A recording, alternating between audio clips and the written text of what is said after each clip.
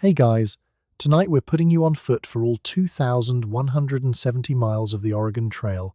Not on horseback, not riding in a covered wagon, but walking, in calico, with a baby on one arm and a Dutch oven in the other, in a world where the morning commute is 15 miles and the office is on fire. Not the Hollywood version with the noble speeches and the scenic vistas. Not the Oregon Trail video game where you die of dysentery and everyone treats that as the punchline. The actual one, the version that started at 4 in the morning, smelled like buffalo dung and roasting coffee, and asked you to do the work of 10 people with cracked, bleeding hands and no legal right to have objected to any of it. If you're one of you who suggested this one, thank you. Genuinely, deeply, thank you. And I'm sorry for what's about to happen to your sleep schedule. Take a moment to like the video and subscribe, but only if you enjoy falling asleep to the sound of someone quietly doing the impossible. Drop a comment telling me where you're listening from and what time it is for you. Statistically, someone is listening from a bed that is slightly larger than the wagon that held an entire family's earthly possessions, and I think about that more than I probably should. Dim the lights. Let a fan hum somewhere nearby for white noise, settle in under the blanket, and brush the dust off your collar before you go. Out here it gets into everything, and tonight you're carrying some of it home. Have you ever wondered what 4 in the morning looks like when it's also the only time you have before the day destroys you? What do you actually do when a healthy person is dead by sundown and all you have is laudanum and camphor? Could you bake cornbread by feel, no thermometer, no oven, no instructions, at an altitude where the water boils wrong? Did you know that the beans need hours more cooking at South Pass, and that you learn this by ruining the beans? How do you wash clothes in water caustic enough to make your hands bleed, while also keeping a toddler out from under the wheels? Did the woman next to you have opinions about the Hastings cutoff? And did anyone listen? Congratulations. You've just woken up in Independence, Missouri, May 1853. The fire is out, the company signal goes in 40 minutes, and the coffee isn't roasted yet. Good luck. You wake at 4 in the morning because the fire needs you, and the fire does not care that it is dark. Last night you banked it carefully, raking the coals into a tight nest and covering them so a few would survive until now. You crouch over the pit and find the orange center, still alive under the ash, and you begin feeding it the dry kindling you set aside before you slept. There is no clock telling you to do this. The whole camp simply expects breakfast, and breakfast does not start itself. The first thing on the fire is the coffee, and this is not a convenience, it's a small daily project. You start with green beans, pale, hard and stubborn, and roast them in the pan over the flame until they darken and split, and release the smell that cuts through everything else the morning has to offer. The smoke, the manure, the unwashed bodies of 7 children still asleep in the wagon. The coffee smell beats all of it, briefly, completely. It is, by the account of nearly every woman who kept a diary on this trail, the best part of the entire day. Then you grind the beans by hand between 2 stones because that is the equipment available, and you boil the result in a pot. And you do all of this before the camp signal sounds and everyone expects to be moving. Let's talk about breakfast. It's salt pork, cornmeal mush, johnny cake if you have the time, and that coffee you've been working on since before the sky changed colours. You cook it over a fire you rebuilt from near nothing, in the dark, on ground that is not level, with children beginning to wake and a husband checking the oxen, and a day that will require you to walk 15 miles starting in approximately 45 minutes. The Dutch oven sits in the coals, lid on, heat above and below, and you judge the temperature by holding your hand near it. No thermometer, no recipe card, just the feel of the heat and the smell of the bread beginning to set. Martha Bray, a woman in her mid-30s travelling with 4 children and a husband who has opinions about departure time, presses one knuckle to the lid's edge and pulls it back in a half second. Still too hot. She adjusts the coals by 2 inches to the left. The oven does not thank her for this. And then there's the packing. Breakfast eaten, dishes cleaned with the minimum water that will do the job. Water is a resource you track the way other people track money, and everything goes back into the wagon. The wagon is roughly 4 feet wide and 10 feet long. That's the footprint of a queen bed. Inside that footprint lives your pantry, your medicine chest, your bedding, your tools, your spare axle grease, your children's extra clothing, and whoever is currently sick. You know exactly where everything is. You have to. A wrong reach in the dark can mean laudanum when you meant flour, and the laudanum bottle does not have a forgiving personality. The guidebooks told a family of 4 to bring 700 pounds of flour, 400 pounds of bacon, and 200 pounds of lard. That was the recommended amount. The sensible baseline. You packed it in, watched the wagon sink 2 inches on its springs, and then also fit in the medicine chest and the children, because the children were not optional. The bacon goes on the bottom, the flour in sacks lashed against the side.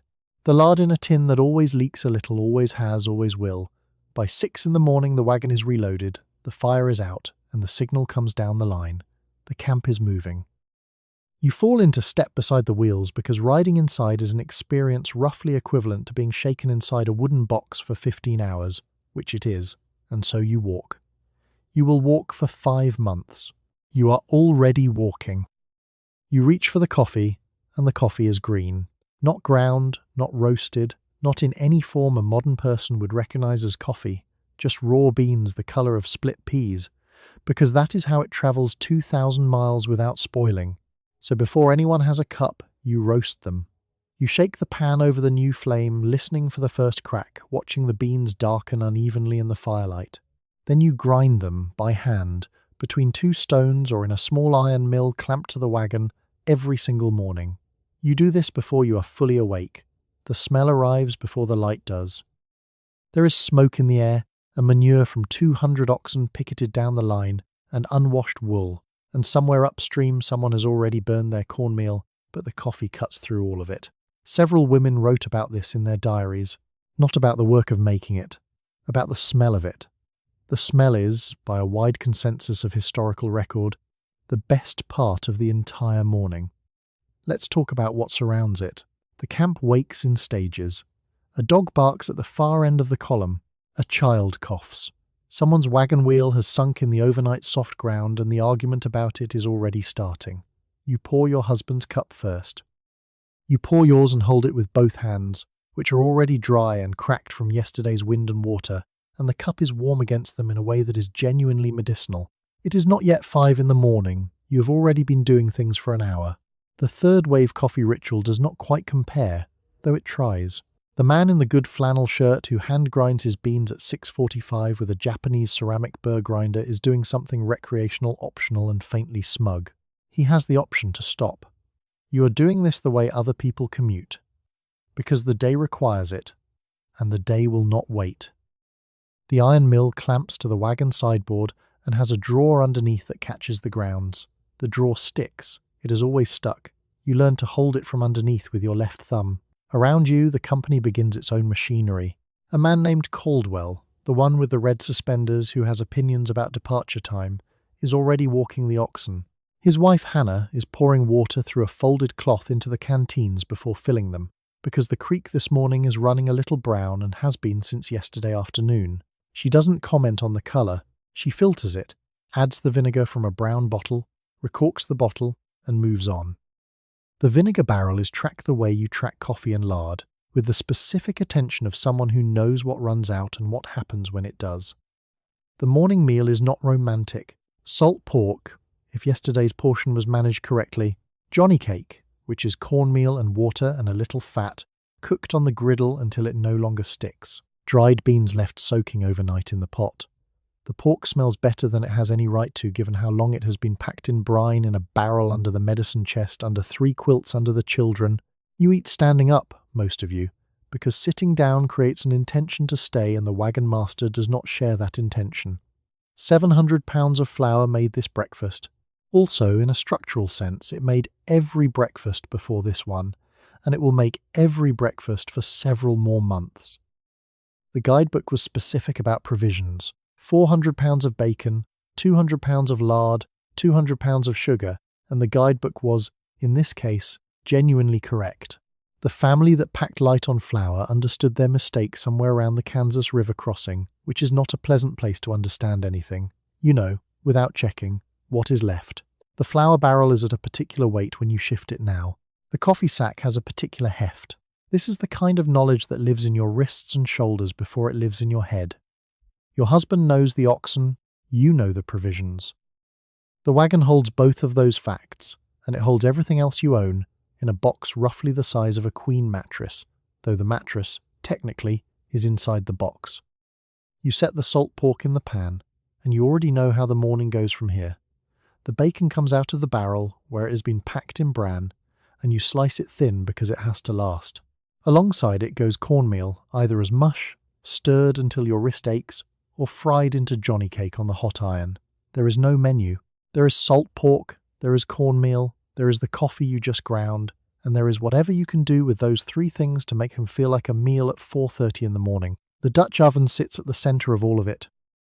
It's a heavy, black, slightly seasoned cast iron pot with a flat lid that holds coals on top so the heat comes from above and below simultaneously. You bake by feel, not by temperature. You count the chips burning underneath it. You gauge the heat by how fast your hand registers danger when you hover it 2 inches above the lid. A thermometer would laugh at you anyway. There isn't one. There's you, and there's the pot, and between you there is a working understanding that took several ruined batches of cornbread to establish. Let's talk about the fuel. On the plains, there is no wood. There are no trees for hundreds of miles in any direction. What there is, stretching in every direction like a low brown carpet, is dried bison dung, buffalo chips. Mary Rockwood Powers wrote that the women refused at first, stood back from the pile with their arms crossed and their opinions fully formed, and then, by the second week, gathered them by the armful without comment. One pile, then another, then a third. It takes 20 to 30 chips to boil a pot. The women learned this like a commute. The fire they make from buffalo chips burns low and hot, and almost without smoke. It's a better cooking fire than wood in some ways. Steadier, cleaner, less dramatic. It doesn't smell the way you'd expect once it's going. Mostly, it smells like heat. The sagebrush, when you add it, throws a sharp green-grey scent into the coals that the bacon grease catches and briefly transforms into something that nearly resembles ambience. Nearly. Now here is where altitude quietly ruins your ambitions. By South Pass in Wyoming you're at 7,500 feet, and water boils at 199 degrees, which sounds like a technicality until your beans come out crunchy at what you thought was full cook time.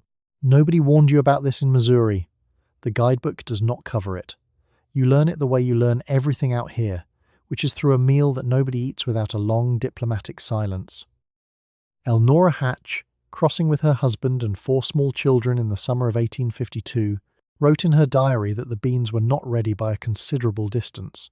The next night, she added 2 hours, the beans were ready. Breakfast has to be cooked, eaten, and cleaned up in under an hour. The fire dies down. The iron goes back in its wrapping. The Dutch oven is wiped with a rag. There is no spare water for washing, not this early, and nestled back into the wagon in the specific spot that is its spot, because every inch of that 4x10 box has a designated occupant, and displacement is a small catastrophe that slows everything down. You know where everything is. You always know where everything is. This is not praised. It is simply expected, the way gravity is expected. The cornbread, if it's worked out, comes out in a flat round with a brown crust on top from the lid coals and a dense, slightly smoky centre. You cut it into pieces and it goes onto plates and into hands, and some of it goes directly into mouths of children who are already awake and already moving and already underfoot. There's no sitting at a table. There's no table. You eat standing, or walking, or crouched beside the dying fire with your plate balanced on your knee. The coffee is still hot. That part you protected. Some mornings, that's the whole victory. You got the coffee right, the cornbread cooperated, the bacon didn't burn, and the wagon rolls at 6. Some mornings, the bacon burns anyway. You eat it. You have maybe an hour to put your entire household back into a box, and the box is the size of a bed. The captain's signal to move out comes between 6 and 7, and it does not wait for you, so you load. The flour barrel goes here, where it always goes, because you are the only person who knows where everything lives. The medicine is within reach. The children's blankets fold flat. The skillet, still warm, gets wedged where it will not rattle. Everything you own competes for the same narrow rectangle, and you are the one who decides what fits. Let's talk about what fits. 700 pounds of flour, 400 pounds of bacon, 200 pounds of lard, which is enough lard to make any reasonable person pause and reconsider the whole enterprise, plus the medicine chest, the quilts, the spare axle grease, the children's shoes, There are always more shoes than you expect, and the bodies of the sick when the sick appear, which they will. The guidebook listed all of this as the sensible amount for a family of 4. The guidebook did not then explain where you were supposed to put yourself. The packing has an order, and the order matters in ways nobody will ever credit you for. Heavy at the bottom, close to the axles. Fragile things wrapped in clothing. The things you'll need at noon go near the back. The things you'll need tonight go directly under everything else, because that is how it works, and by week 3 you have learned this through problems rather than planning.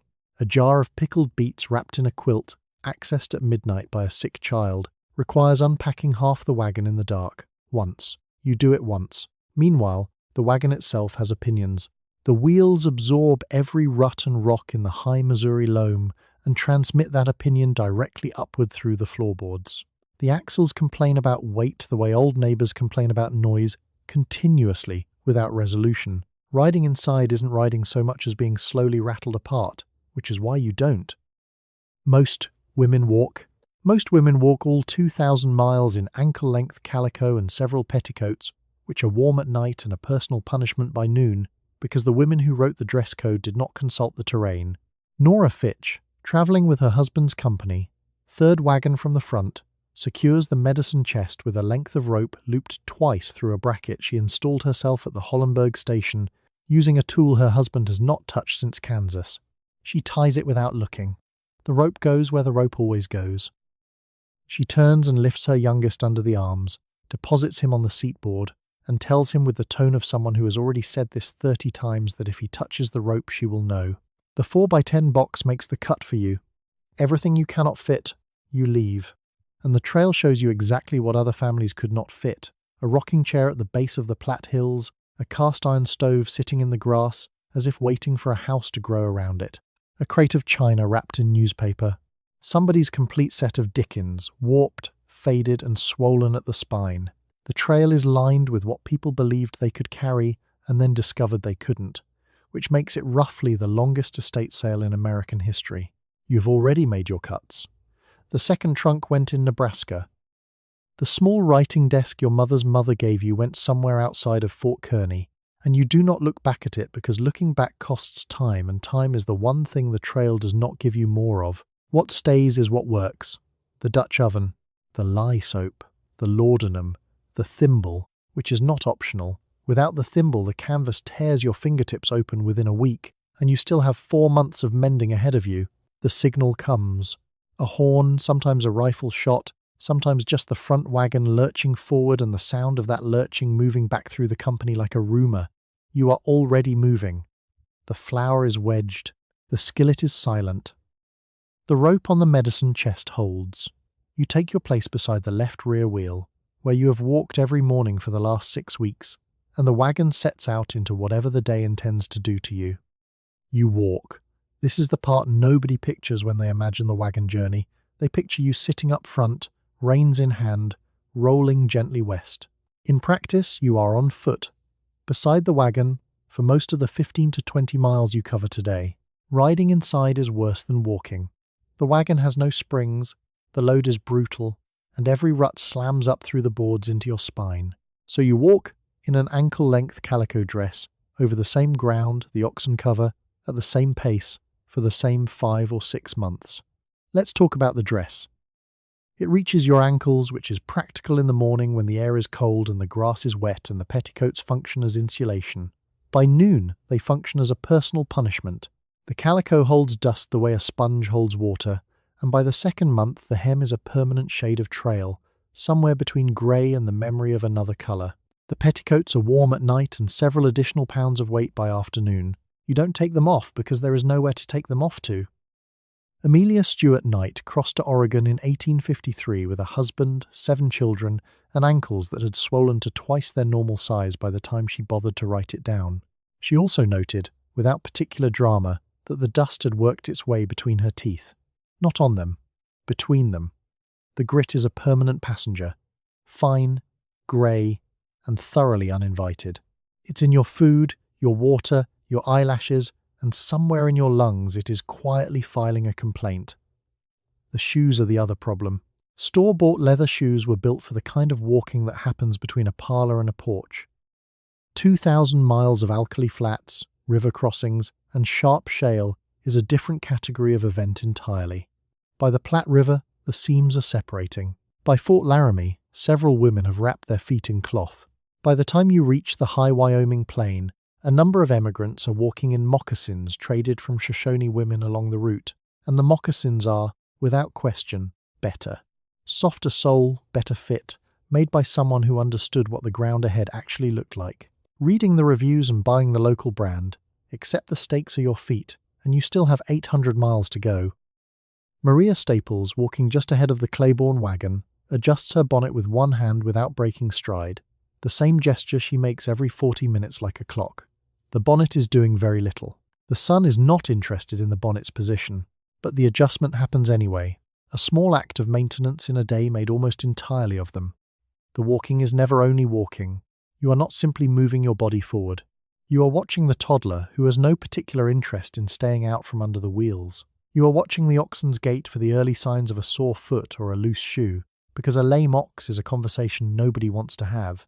You are watching the wagon itself, the way it lists slightly left on an uneven grade, the creak that appeared 2 days ago around the left rear wheel.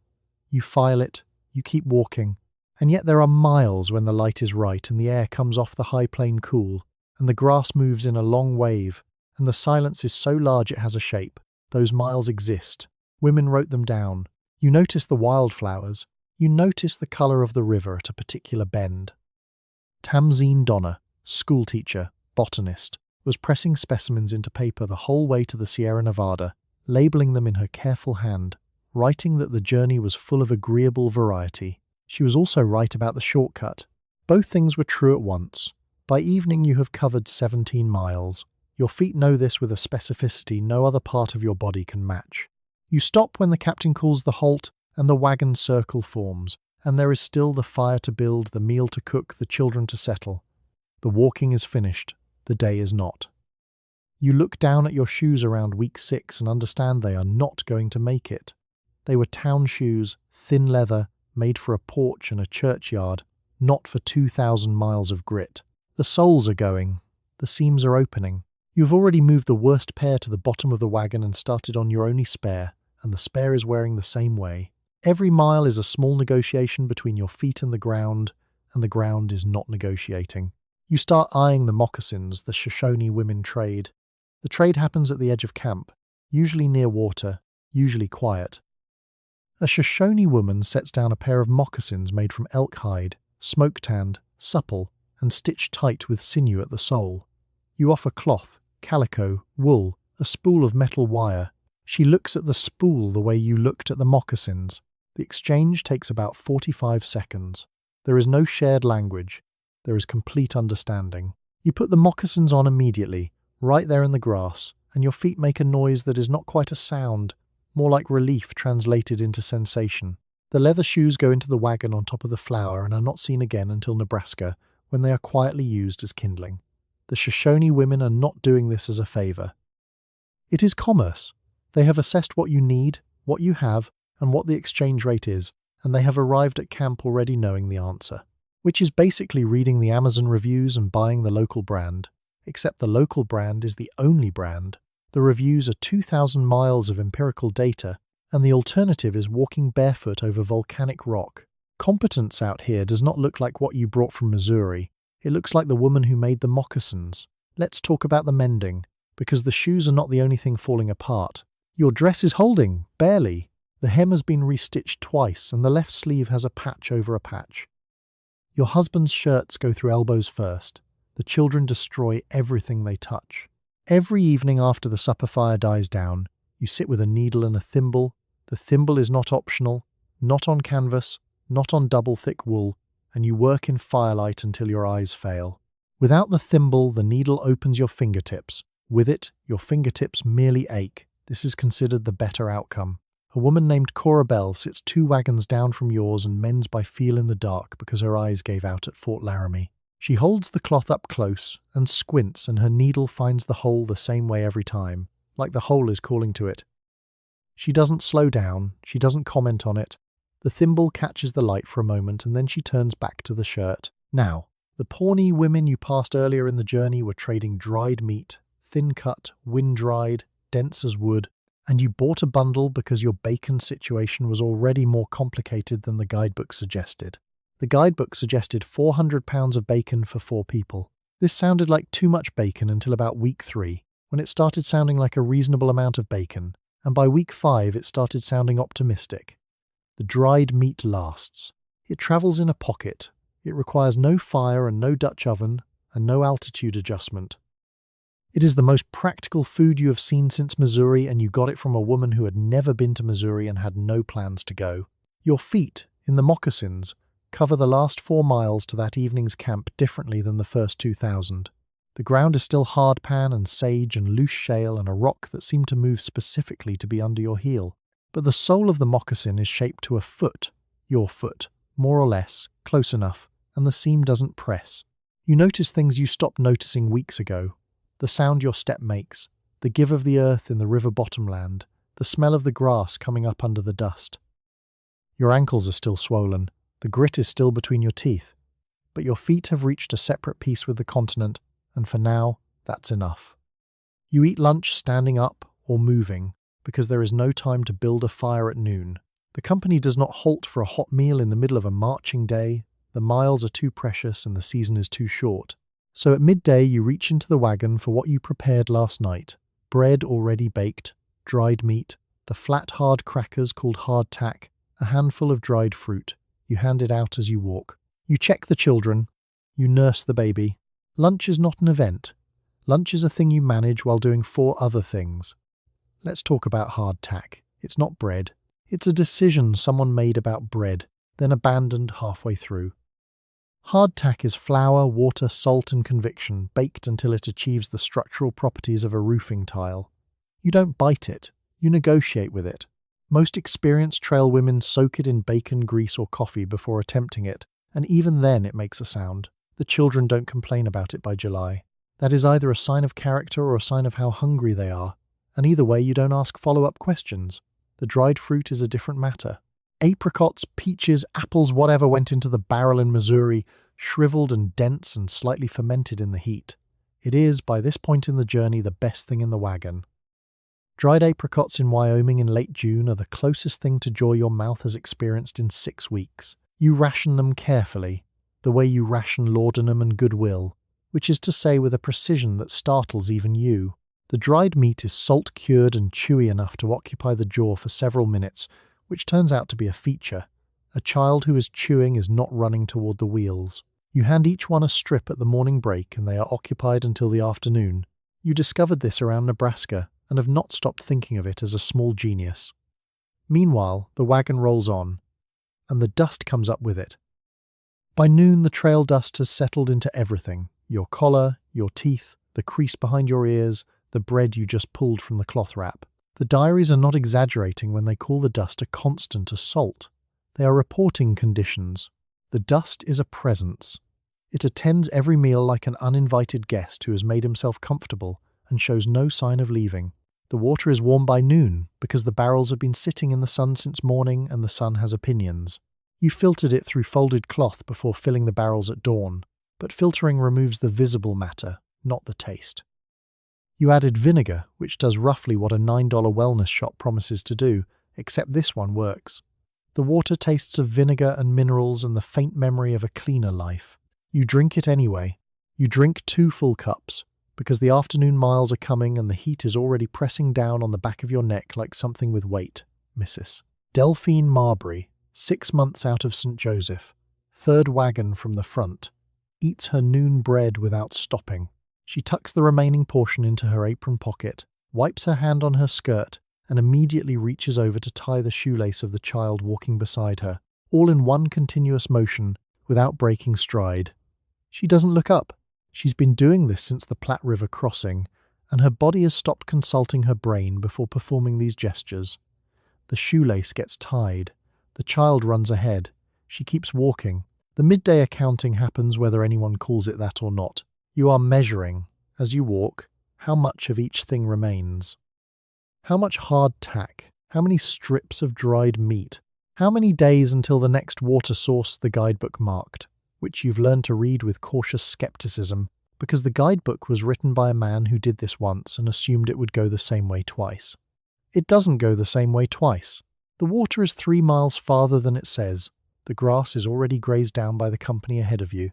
The mountains in the distance are not where they were this morning, which means they are not as close as they looked, which is a lesson the trail teaches over and over without getting tired of teaching it. You finish your handful of dried fruit. You check the sun. You keep walking. You need a fire tonight, and there is no wood because you are in the middle of 1,000 miles of grass with not a tree in sight. So you gather buffalo chips, dried bison dung, scattered across the plains in enormous quantity. The first time, you refuse.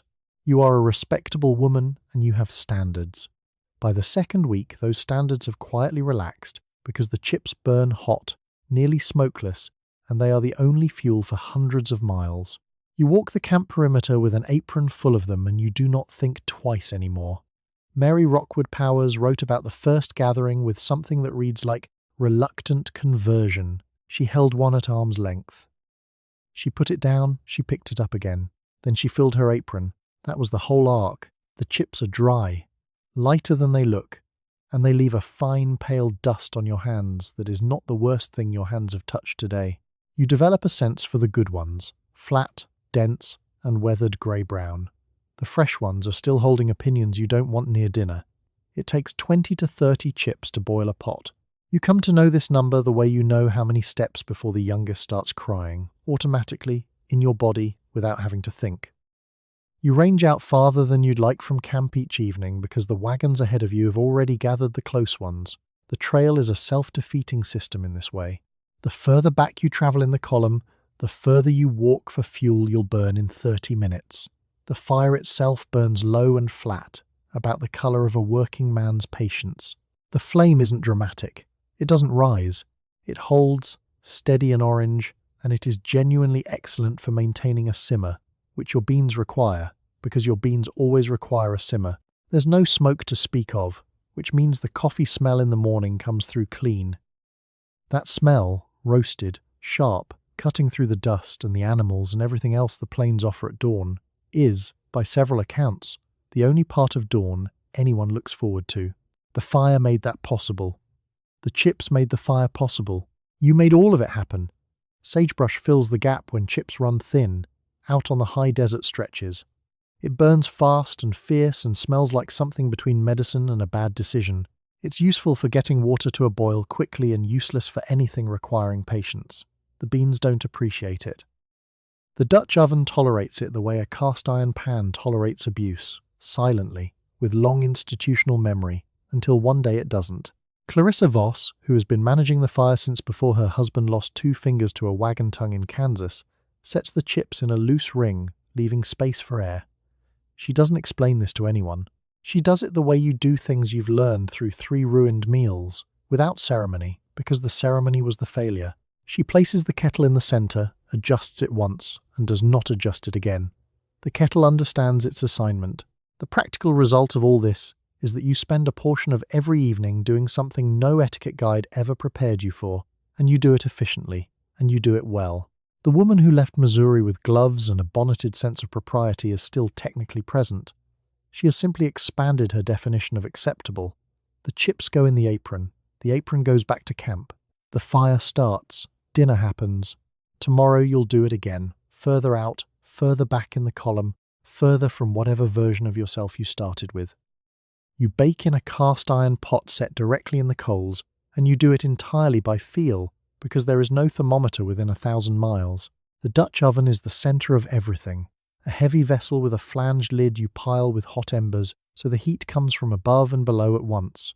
Into it goes biscuit dough, cornbread, beans, sometimes a pie from dried apples. Getting it right means knowing the temperature with your hand and your eyes and the smell of the air. You learn this the way everyone learns it, by ruining several dinners first. The lid is the instrument. You hold your palm about 2 inches above it for a count of 3. If you can hold it there comfortably, the pot isn't hot enough. If you pull your hand back at 2, you're close. If you pull back at 1, that's your bread temperature. There's no name for this system. There are no steps written down. It simply lives in your hand now, the way knowing how long to walk before stopping for water lives in your feet. Altitude, it turns out, has opinions. At South Pass, Wyoming, 7,550 feet above sea level, water boils at 199 degrees Fahrenheit, a full 13 degrees short of where your whole life has told you boiling lives. 13 degrees is not a lot. To the beans, it is everything. The first time you camp at elevation, you start the beans at midday and pull them at dinner, and they are still the texture of small pebbles wearing the costume of food. There's no explanation in the guidebook. The guidebook was written by men who did not cook the beans. You add more water, rebuild the coals, and wait another 2 hours, and you learn this lesson once and never again. The dried apple pie is the ambition. It requires soaking the apples an hour before, which means planning an hour before you're allowed to stop, which means carrying that hour in your head all afternoon while also carrying the baby and watching the gap between the wagon wheels and the 3-year-old who keeps narrowing it. Martha Eldon, who crossed in 1852 with her husband's company out of Street. Joseph makes hers with a pinch of cinnamon from a tin she has been rationing since Missouri. She sets the oven, counts the coals, seals the lid with ash to hold the heat, and does not open it for 20 minutes no matter what. The not opening is the discipline. Every instinct says check it. She doesn't. When she lifts the lid with a stick, the smell reaches the wagons 30 feet in either direction. People slow their conversations. The pie has done something useful to the afternoon. Cornbread is daily. Biscuits are nearly daily. Beans are always. The Dutch oven handles all three, which is useful because it is also extremely heavy, around 15 pounds before anything goes into it, and it rides in the wagon during travel balanced on a folded quilt so it doesn't crack the crockery. You lift it into position in the coals with both hands and a cloth. Your wrists have gotten considerably stronger since Missouri. You barely notice this. The other adjustment nobody warns you about: buffalo chip coals run hotter and faster than wood coals. Back home, bread at a banked-down hardwood fire meant patience. Out here, the chips burn brilliant and short. The window between raw dough and scorched bottom is genuinely narrow, probably 15 minutes on a good coal bed, maybe 10 if the wind picks up. A woman named Louise Haverford describes, in a diary entry that has survived mostly intact, burning her 3rd consecutive pan of biscuits in Nebraska because the chip fire ran hotter than she expected, and she was simultaneously treating her youngest for a fever and watching the stock. She writes, "Threw the pan, caught myself, made more." 3 sentences. The whole arc of the situation. The Dutch oven is not subtle. It is heavy, black, and permanently seasoned with the ghost of every meal you've cooked since April. It smells of old lard and smoke and something you can't quite name that is just the smell of a thing used very hard for a very long time. It will outlast the wagon. It will outlast the trip. It already looks like it has outlasted several previous owners, which it probably has. You are high in the mountains now, and your beans will not cook. You have done everything right, soaked them, set them in the coals, fed the fire for hours, and they are still hard. Nothing in your life has prepared you for the idea that water can boil and still not be hot enough. But at 7,500 feet, near South Pass, the water gives up at 199 degrees instead of 212, and the beans simply do not care how patient you are. You do not have the word for altitude. You just have hungry children and a pot that has betrayed you. The pot, for the record, is not sorry. It sits there bubbling cheerfully, radiating the specific confidence of something that has technically done its job. You stare at it. The children stare at you. The beans float. The trail teaches you things no guidebook thought to include. The guidebook will tell you how many pounds of flour to bring. It will not tell you that flour behaves differently up here, that bread takes longer to rise, that dried fruit rehydrates slower, that your whole internal clock of how food should work is calibrated to sea level and is now simply wrong. You recalibrate. You have no choice. By the 2nd or 3rd ruined meal, you've started cooking the beans longer before you break camp in the morning, setting them on the coals at 4 in the morning instead of 5, which means rising at 3 to start the fire, which means the day has grown 1 more hour in the dark. The water itself you've been managing since the Platte River, every morning, filling the barrels before the company moves. Filtering through cloth folded twice, the cloth catches silt, mostly, and things you don't examine closely. Adding a splash of vinegar from the jug, which cuts the brackish taste, and though you don't have a word for it, the bacteria. It's basically a wellness shot. It actually works. Nobody is charging you for it. which is the primary way it differs from every wellness product that will follow it by 150 years. Up near South Pass, the water problem shifts. There's enough of it. Snowmelt runs cold and clear off the rocks, but cold is its own enemy. Cold water plus insufficient boiling means the coffee tastes thin and the beans survive the pot structurally intact. A woman named Clara Bent, travelling in 1854 with her husband's company, writes in her diary simply, "Beans again hard, soaked since yesterday. We'll try again tomorrow. 3 days, the same entry." On the 4th day she switches to cornmeal. The beans win the first round. Clara wins the war. The Dutch oven is your instrument for everything else. The bread, the biscuits, the reconstituted dried apple that passes for dessert. Up here the bread takes patience it didn't need on the prairie. You pile more coals, you check by feel, palm hovering, counting seconds. The lid is hot enough when you can't hold your hand near it for a full count of 3. This is not a recipe from any book. This is information you collected from the woman ahead of you, who got it from the woman ahead of her, passed backward down the trail like a very slow, very practical game of telephone. Of course, the altitude doesn't just affect your food. It's in your lungs by noon, a faint tightening you notice when you climb any grade at all. The children get headaches. Your husband doesn't mention his. You don't mention yours.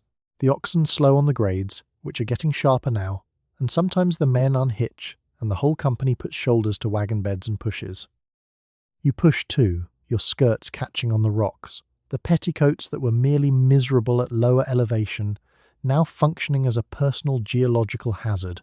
The Sweetwater runs nearby here, and the campsite at night has a different quality from the plains.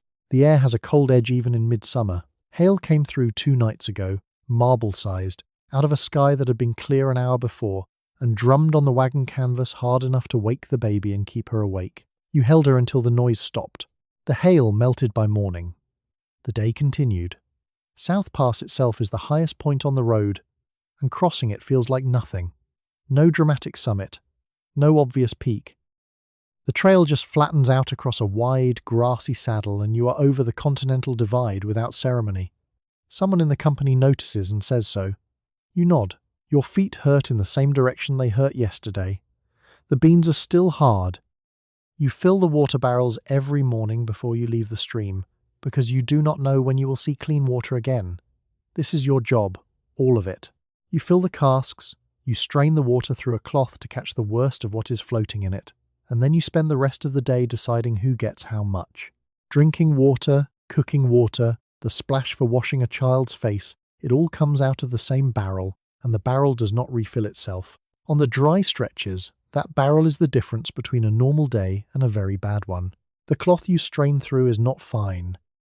It catches the visible things, the silt, the dead insects, the small, incomprehensible particles you've decided not to name. What it doesn't catch, you don't think about, because thinking about it costs nothing and solves nothing and the water still has to be drunk. You add vinegar. Not much. Enough. It cuts the alkaline taste that some of the desert water carries and makes the whole barrel marginally more drinkable, which is basically a wellness shot, except it actually worked, and nobody was charging you $12 for it at a market in a converted warehouse. The barrel still tastes like the barrel, but it tastes like the barrel with vinegar, and by August, that distinction matters. The 40-mile desert runs between the Humboldt Sink in Nevada and the Carson River, and it is not a metaphor. It is 40 miles of white alkali flat, barren, blinding, and bored of you, where nothing grows, the ground cracks in geometric patterns like something angry made it, and the only shade is the shadow your own body throws. You are advised, by those who have gone before, by trail notes scratched into boards and left at campsites, to soak the wagon wheels in the river before you cross, so the wood doesn't shrink and the iron tires don't roll loose. You are advised to fill every vessel you have. You fill them, every vessel. The casks, the kettles, the spare pots, the pot you normally use for laundry, the canteen the children have been fighting over since Missouri. You leave at night to miss the heat. The oxen know something is wrong. They are not wrong. Margaret Frink, crossing in 1850, watched the road into the desert fill up with things people had left behind. Trunks, furniture, a cast-iron stove with a cracked lid, a rocking chair with one runner snapped clean off, all of it abandoned at the edge, so the animals could keep moving. The stove sits in the alkali dust. It has a very permanent look. It does not seem to know it was left. You walk past it without stopping, because stopping uses water. Rationing falls to you by the logic of proximity. Your husband makes decisions about the route, the oxen, the pace. You make decisions about the barrel. The barrel is not a barrel. It's a daily verdict about whose thirst can wait. How many cups at noon? Whether the children get a full ration or a reduced one. Whether the sick man in the wagon, it is often a sick man, because the sick man does not walk and the walking women do not get sick at quite the same rate, gets water first or second. These decisions do not get written down. They are made standing up, mid-stride, with a tin cup in one hand and a child's wrist in the other. A camp attendant named Ruth, travelling with a large Missouri company in 1852, mentioned twice in a nephew's diary and not given a surname, reportedly kept a stick with notches cut into it, one notch per family member, to track the day's allocations. The nephew described it as a tally stick. Ruth described it, apparently, as none of his business. The stick worked. They crossed the 40-mile desert and came out the other side with water still in the second cask, which was considered something close to a miracle by everyone except Ruth, who considered it arithmetic. By the time you reach the Carson River, the children are grey with dust and the oxen have that hollow look behind the eyes that means you made it, but just barely. The river is there, cold and fast and real. The children run toward it before you can stop them, and you let them go, because the barrel is empty and you are already thinking about the next stretch and whether the cloth is still good enough to strain with, or whether you need to tear a strip off the petticoat hem, which has been threatening to fray for 3 weeks and has finally earned it. You add vinegar to the water, and you could not tell anyone exactly why, only that it helps. The water out here is brackish, warm, and faintly wrong, and a splash of vinegar makes it drinkable and, somehow, makes people sick less often. You do the same with the children. A little vinegar water, a little lemonade mixed from citric acid crystals, anything sharp and sour. You have noticed the families who run out of dried fruit start bleeding at the gums by the Rockies. You do not have a theory. You have a pattern, and you trust the pattern.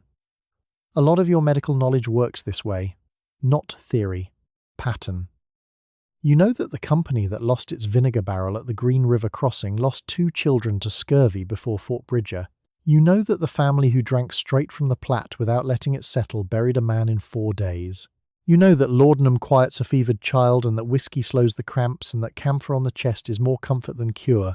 But comfort is not nothing when you are 300 miles from the nearest actual doctor. The medicine chest is your jurisdiction. Nobody appointed you. It just is. Cholera arrives without announcement. A cramp, a loose feeling in the gut, and then within hours a healthy adult is horizontal, dehydrating faster than anyone can replace fluid, with skin going the colour of old wax. You have seen it take a man between breakfast and supper. You have seen women pack a body into a shallow grave by lantern light and be back on the trail by dawn because the company cannot stop. The guidebooks mention cholera the way they mention river crossings, matter-of-factly, with a note about timing. Between 1849 and 1855, it kills somewhere between 6,000 and 12,000 emigrants. That number is mentioned flatly here because there is no other way to say it that makes it land any harder than it already does. What you have, and the all-male gold rush camps do not, is a domestic system. Someone checks the food supply daily. Someone tracks who has loose bowels and who is not drunk enough and who looks pale in the wrong way. Someone adds the vinegar. The companies with women in them lose fewer people to waterborne illness. And the reason is not mysterious. It is the person who notices the pattern before it becomes a crisis. She doesn't get a title for this. The job has always just been hers. Eleanor Marsh, a Missouri company, 1852, carries her medicine chest strapped to the inside front wall of the wagon, where she can reach it without climbing over the children. She keeps the laudanum stoppered in a cloth pouch because the cork rattles loose on rough road, and she learned that the hard way one afternoon in Kansas, when the whole chest smelled of opium for a week. She opens it by feel at night, counting bottles left to right: camphor, laudanum, peppermint oil, calomel, a twist of dried ginger root. She does this without a candle. She knows the order. The families who watch the gums are the ones who make it. You check gums the way a mechanic checks oil, not because something has gone wrong, but because you want to know before it does. A little sponginess, a little pink at the waterline, and you start rationing the dried apples more carefully and mixing the citric acid crystals into everything you can make them palatable in. You have 40 pounds of dried apples left and 600 miles to go, and you do the math in your head while you're walking because there is no other time to do it. The vinegar, it turns out, is doing something real. You don't know what, and neither does anyone else in 1853. The chemistry of acetic acid and bacterial contamination is about 30 years from being explained in terms anyone here would recognize. You are ahead of the science by a generation, which is basically a wellness shot, except it actually works and nobody is selling it to you. You figured it out through ruined camps and sick children and a careful eye on who recovered and who didn't. The pattern held. You held it. You do laundry once a week, on a day the company stops near water, and it is the hardest day of the week. Nobody calls it a rest day, but somehow everyone treats it as if the work pauses, when in fact it triples. You haul water in wooden buckets.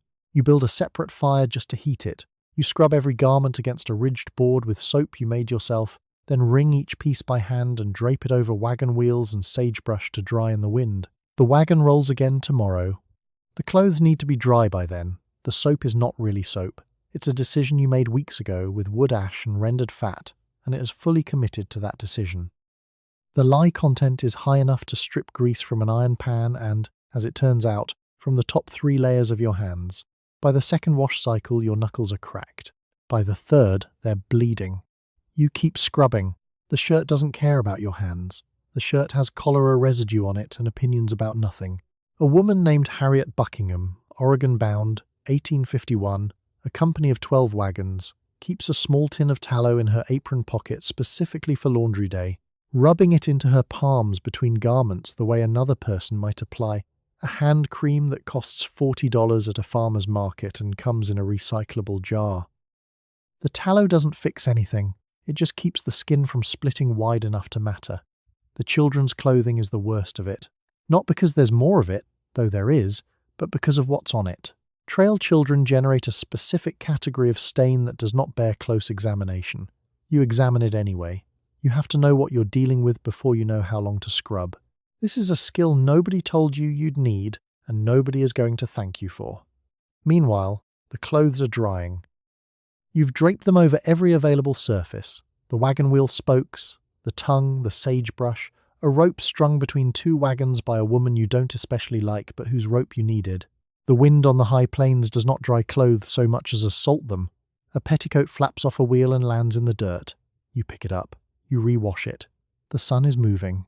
The altitude gets personal at the wash basin.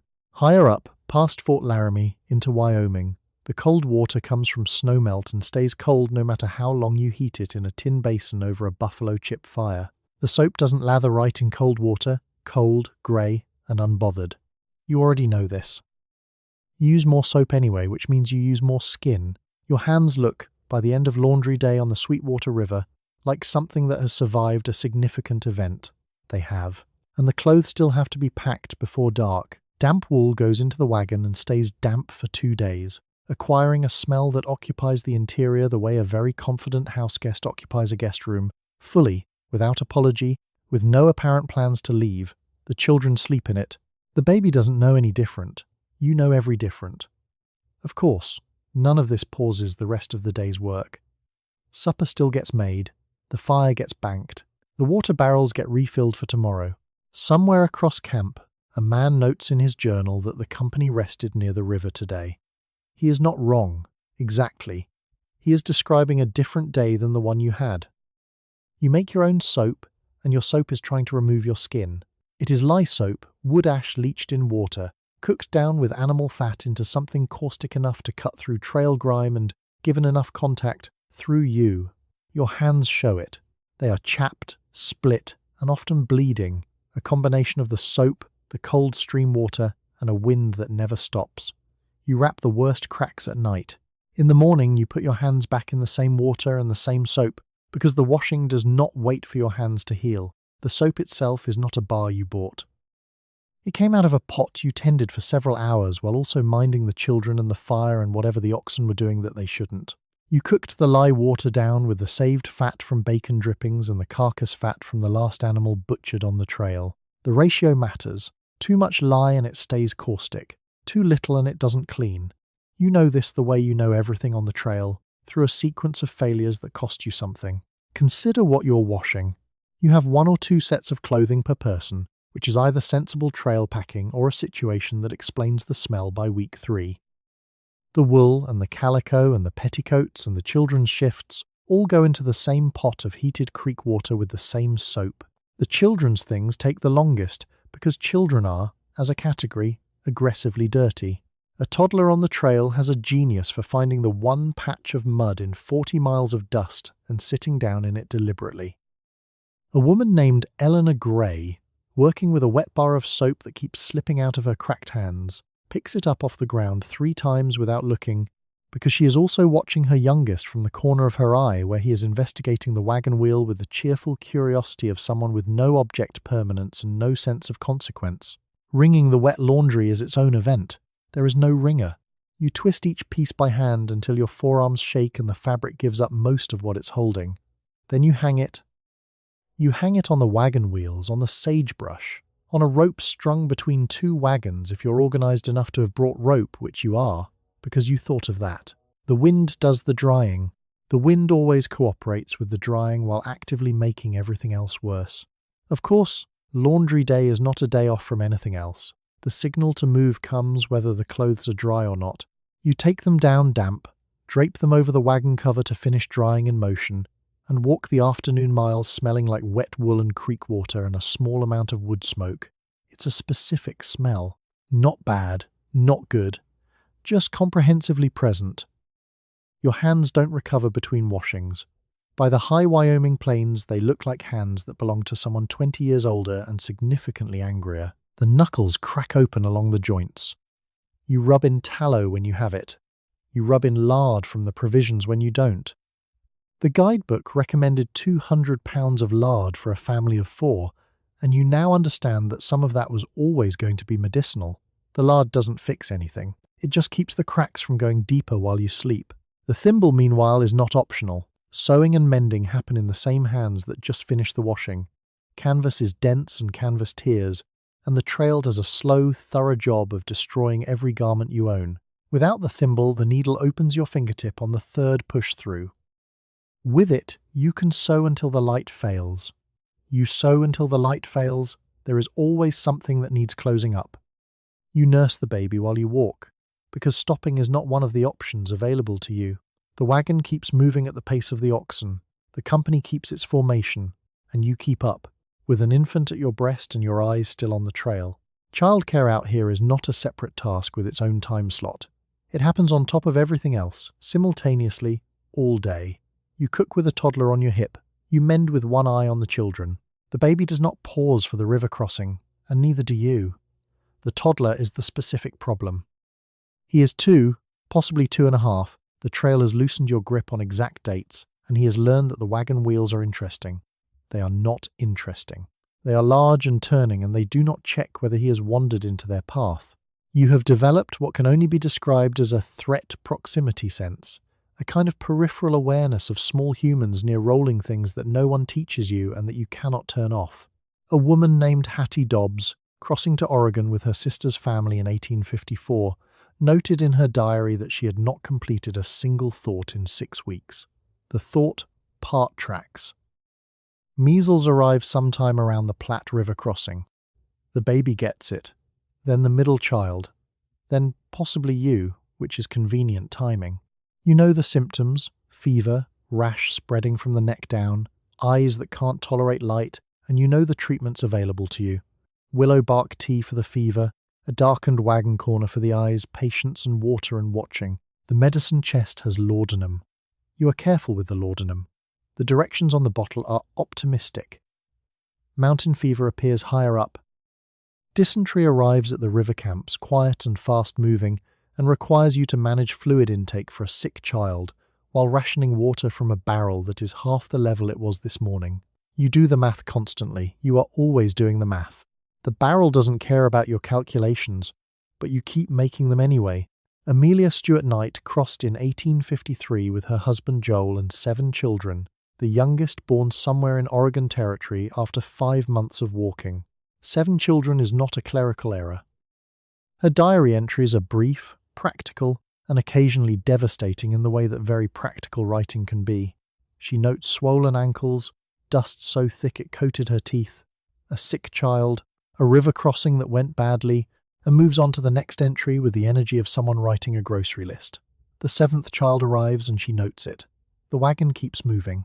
Babies were born on the trail at a rate that suggests nobody thought this would be a deterrent. An estimated 200 to 400 births over the emigration years, which sounds manageable until you consider that the company typically rested one day and then resumed its schedule regardless of what your body had just done. One day. The oxen don't have opinions about your recovery timeline, but they do have opinions about standing still, and those opinions involve a great deal of restless shifting. A midwife might be in the company, or might not. Another woman with experience helps, or several do. The wagon becomes the delivery room, the same 4-foot by 10-foot space that is also the pantry, the medicine chest, the sick ward, and the place where the children sleep. The curtain that hangs across the interior provides privacy in the same theoretical way that closing your eyes provides invisibility. By the time you've been walking for 3 months, you can change a diaper while fording a shallow crossing, feed a toddler dried meat while watching the lead wagon for terrain signals, and calculate the remaining distance to the next water source against the current state of the barrel, all while carrying the baby and keeping your skirts out of the mud. This is not multitasking in the motivational poster sense. It is just the price of arriving with everyone you started with. You watch the wagon wheels, always, because the wheels are what take children. It is the quiet danger nobody warns you about before you leave. A small child wandering too close, a stumble in the dust, a wheel that does not stop in time. It happens on every major trail season, to families who were paying attention right up until the half second they weren't. So you count heads. You keep the toddlers on the far side. You learn the exact sound a child makes when they are about to do something stupid near a moving wagon, and you move before you have finished thinking. The toddler situation is, specifically, a full-time occupation inside a life that is already full. You are walking. You are also watching the wagon. You are also watching the children. You are also watching the terrain, because a rut can snap an axle, and a broken axle means a day's delay, and a day's delay in August means the math on the Sierra Nevada gets considerably worse. You are watching all of these things at once. There is no off-shift. The children who are old enough to walk but not old enough to be trusted are their own category. This is your 3- and 4-year-old who views the wagon wheel as a mild curiosity and the oxen as potential friends. Your job is to keep them moving forward, away from the wheels, out of the tall grass on the left where the terrain drops, and away from the rear wagon in the company's train, which does not know they exist. You do this without a fence, without a yard, without anything that would have made this easier. A length of rope sometimes. Mostly your voice, mostly your hand. Margaret Frink, travelling west in 1850, describes a moment where she turned from the fire and a child was gone. Not far. 15 feet. Standing at the wheel of a neighbouring wagon, looking up at the spokes the way children look at things that fascinate them. She was there in 3 steps. The wagon had not moved. She doesn't describe the 15 feet as frightening. She describes it as Tuesday. The older children become a system. By 7 or 8, a child on the trail is a working member of the company, gathering buffalo chips, fetching water, minding the younger ones while you cook. Your 10-year-old is essentially a junior manager, earnest, overworked, and entirely without authority. She knows the count. She reports to you. The system functions until it doesn't, which is roughly every 4th afternoon when someone is tired or someone is sick or the wind is doing something the wind has no business doing. Sickness moves through children the way news moves through a camp, faster than you'd like and always at the worst time. Measles was everywhere on the trail by the mid-1850s. You treated it with what you had, which was patience and a cool cloth, and the knowledge that a fevered child still needs water even when they refuse it. The medicine chest had laudanum, which quieted the pain. It did not quiet the worry. That was yours to carry, and you carried it the same way you carried everything else on this trip, without putting it down. The 4x10 interior of the wagon becomes a kind of hospital ward when a child goes down with fever. The sick child takes the main bedroll. The other children rearrange themselves around the flour sacks and the tool chest and the rolled canvas. A Calfa equivalent in a trail company is whoever among the women is not currently tending her own sick child, sometimes your neighbour Rebecca, who climbs into your wagon at the noon halt and presses her hand to her forehead, with the authority of someone who has done this 30 times and is not frightened by the number. She hands you back the cloth. She doesn't say anything. You both know what the cloth tells you. And then camp stops and the company moves and the sick child is in the wagon and you are outside walking again because riding is for the ill and the very small, and you are neither. The wagon jolts over the ruts. You listen for changes in the crying. You learn to hear a cry that means worse and a cry that means the same, and the distance between them is everything. You count heads at every halt. At the midday stop, at the creek crossing, at the evening circle, 7 children, 6. You look until you see the 7th. You always see the 7th. The wheels keep turning. You are the doctor now, because there is no doctor, and the man in the next wagon is dying of cholera. It moves faster than anything you have seen, a healthy adult at breakfast, gone by dark. You do what the families who survive do. You boil the water before you give it. You wrap him in wool against the terrible chill. You keep him as warm and as held as you can. None of it touches the disease itself. But the family wagons lose fewer people than the camps with no women in them, and everyone has noticed, and so you keep sitting up. Your medicine chest is a small wooden box, scuffed, dented, and lighter every week. Inside, laudanum, camphor, whiskey, and a small brown bottle of something the apothecary in Independence called a cholera mixture, which is essentially the same 3 ingredients in a different order. You dose by feel, by memory, by what your mother did. The laudanum quiets the cramping. The whiskey keeps the hands of the person administering it from shaking quite as badly. The camphor is there because everyone agrees it should be there, and nobody fully knows why. Cholera does specific things, and the trail diaries do not flinch from them. The cramping bends a grown man double. The dehydration moves so fast you can almost watch it happen. Between 1849 and 1855, it took an estimated 6,000 to 12,000 people on these trails alone, which is less a statistic and more a sound, if you think about it that way. You try not to think about it that way. You keep the wool tight, you keep the fire going, you stay awake. A woman 3 wagons back, everyone calls her Aunt Mabel, though she's nobody's aunt, moves through the sick with a tin cup and a cloth folded into quarters, and she does it the same way every time. Cup first, cloth second, a firm hand on the forehead before she leaves. She has done this for 11 days running. Her hand stopped trembling around day 4. From the outside, her competence looks exactly like calm. The irony of cholera on the trail is that the water is everywhere, and almost none of it is safe. The Platte River runs wide and shallow and warm and carries the effluent of every camp upstream from yours, which is most of them. You fill the barrel each morning anyway, because you have to, and then you boil what you can and add vinegar to the rest. On the theory, correct, as it happens, that sour water turns fewer stomachs than sweet. The vinegar makes brackish water taste like something that made a decision about itself. You drink it anyway. You give it to the children. The children make a face, and you ignore the face. The 40-mile desert between the Humboldt Sink and the Carson River is where water discipline becomes the difference between a wagon that arrives and one that doesn't. You ration by the cup. You wet the children's lips before your own. The barrel has a seam that weeps a thin line of water down its side all day, which is the most distressing thing you have ever found beautiful. You pack mud around it at the lunch halt and it holds until evening and then it doesn't. Nobody tells you how to mourn on the trail, partly because there isn't time and partly because the etiquette hasn't been invented yet. When the man in the next wagon dies at 3 a.m, you wash the body and wrap it in a blanket that was his wife's second best blanket, because the best one is needed. You help dig as much as you can before the signal goes up. The marker is a board from the wagon's side panel, letters cut with a knife, and then the company moves and the grave is behind you, and the trail is in front, and the day is already requiring things of you. 1 grave every 100 yards for 2,000 miles. You do not do that arithmetic while you're walking. You do it now, here, in the dark, which is probably the right time for it. You keep the medicine, and you decide who gets it, and there is not much of it. The chest holds laudanum, whiskey, camphor, a few dried herbs from home, the entire pharmacy for a family crossing a continent. None of it cures the things that are actually killing people. What the laudanum can do is ease a dying person's pain, and what the whiskey can do is steady a hand, and so you ration them like the small mercies they are. You learn the doses by guess and by memory. There is no second opinion, there is only your judgment, dispensed by the spoonful. The chest itself is small, cedar, hinged, maybe the size of a hat box.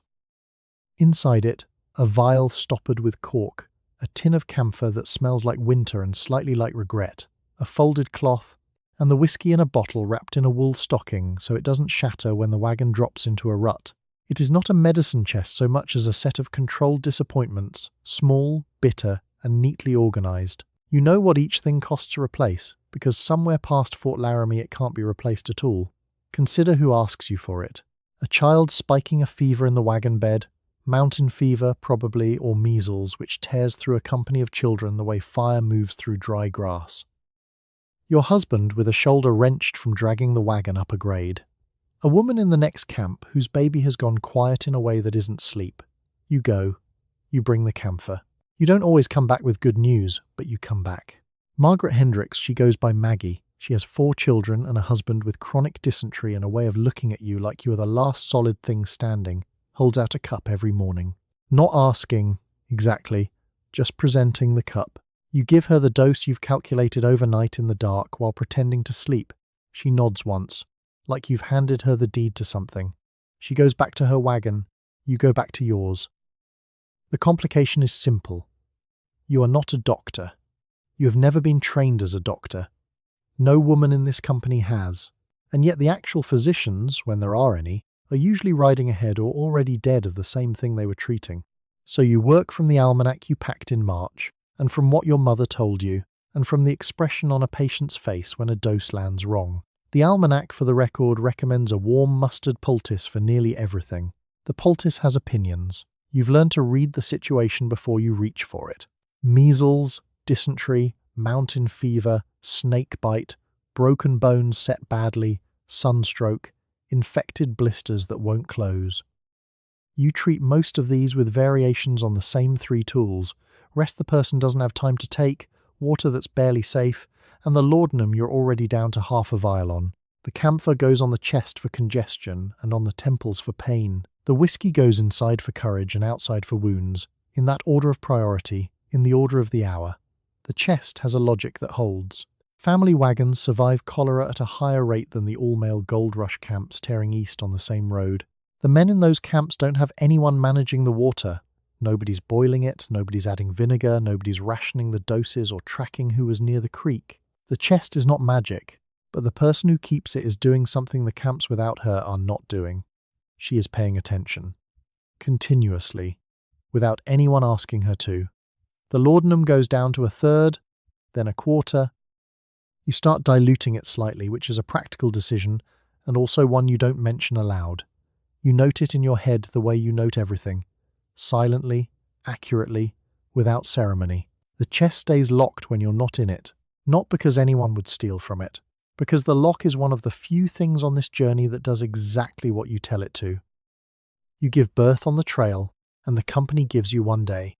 Somewhere between 200 and 400 babies are born on this route during the emigration years, and yours arrives in the wagon or in a tent, attended by the other women of the party who have done this before in exactly these conditions.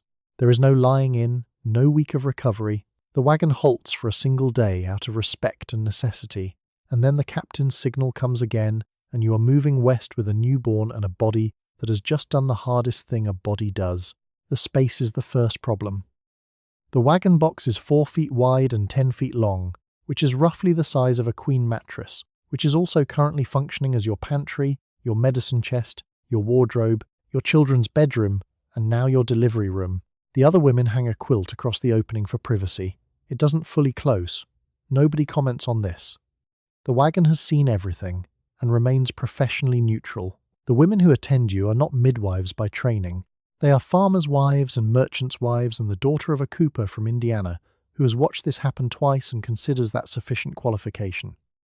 What they have is the same thing they bring to every other crisis on this road: empirical knowledge, steady hands, and no alternative. Margaret Whitfield, the one with the grey braid and the perpetually retied apron strings, is the one who talks you through it. She does not stop talking. Her voice is the only steady thing in the wagon. The care organizes itself, quietly and without a plan. The assistance is mutual, automatic, and unscheduled. Nobody was assigned to you. Nobody convened a meeting. The women of the company simply arrived, distributed the tasks between them, and got on with it. The way they handle the cholera cases, the broken axles, the children with mountain fever. One woman watches your older children. One tends the fire. One stays in the wagon. The system runs itself because everyone already knows their part. It has no name. It has no equivalent. One. The baby arrives. The baby is alive. These two facts are not guaranteed, and you know it. An estimated 20 to 30,000 people die on the Oregon Trail, and a significant number of those deaths happen at the extremes of life, the very old and the very new. Your newborn is wrapped in cloth from the dry goods supply and placed beside you in the wagon, which smells like canvas and axle grease and, faintly, like the coffee that was roasted this morning before anyone knew today would be this day. By the second morning, the captain's horn sounds before the light is fully up. Your wagon rolls. You are lying in the back with the baby while the wheels find every rut in the Missouri to Oregon road, which has opinions about suspension. The other women rotate in and out through the day, checking, bringing water, retrieving a toddler who has wandered too close to the rear wheel. Nobody records their names in the guidebooks. The guidebooks were written by men who measured the journey in miles. Of course, there is the question of what you do next week, when laundry is due, and the week after that, when the party reaches a river crossing. The trail does not restructure itself around your recovery schedule. You will be back at the fire within days, not because anyone forces you, but because the fire needs tending, and you are the one who tends it. The baby comes with you, tied against your chest in a length of cloth, the way mothers have carried babies since long before anyone needed a word for it, except the ground beneath you is the Great Plains, and you have another 6 miles before the midday stop. The newborn sleeps through most of it. The wagon is loud and constant and warm and smells of people, which is, when you think about it, exactly what the newborn has always known. You keep moving. The mountains are still ahead. They are not waiting.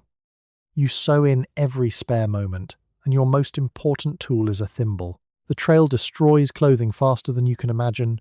Boots wear through in weeks. Children shred their garments by living in them, and the canvas wagon cover splits after every hailstorm and has to be patched.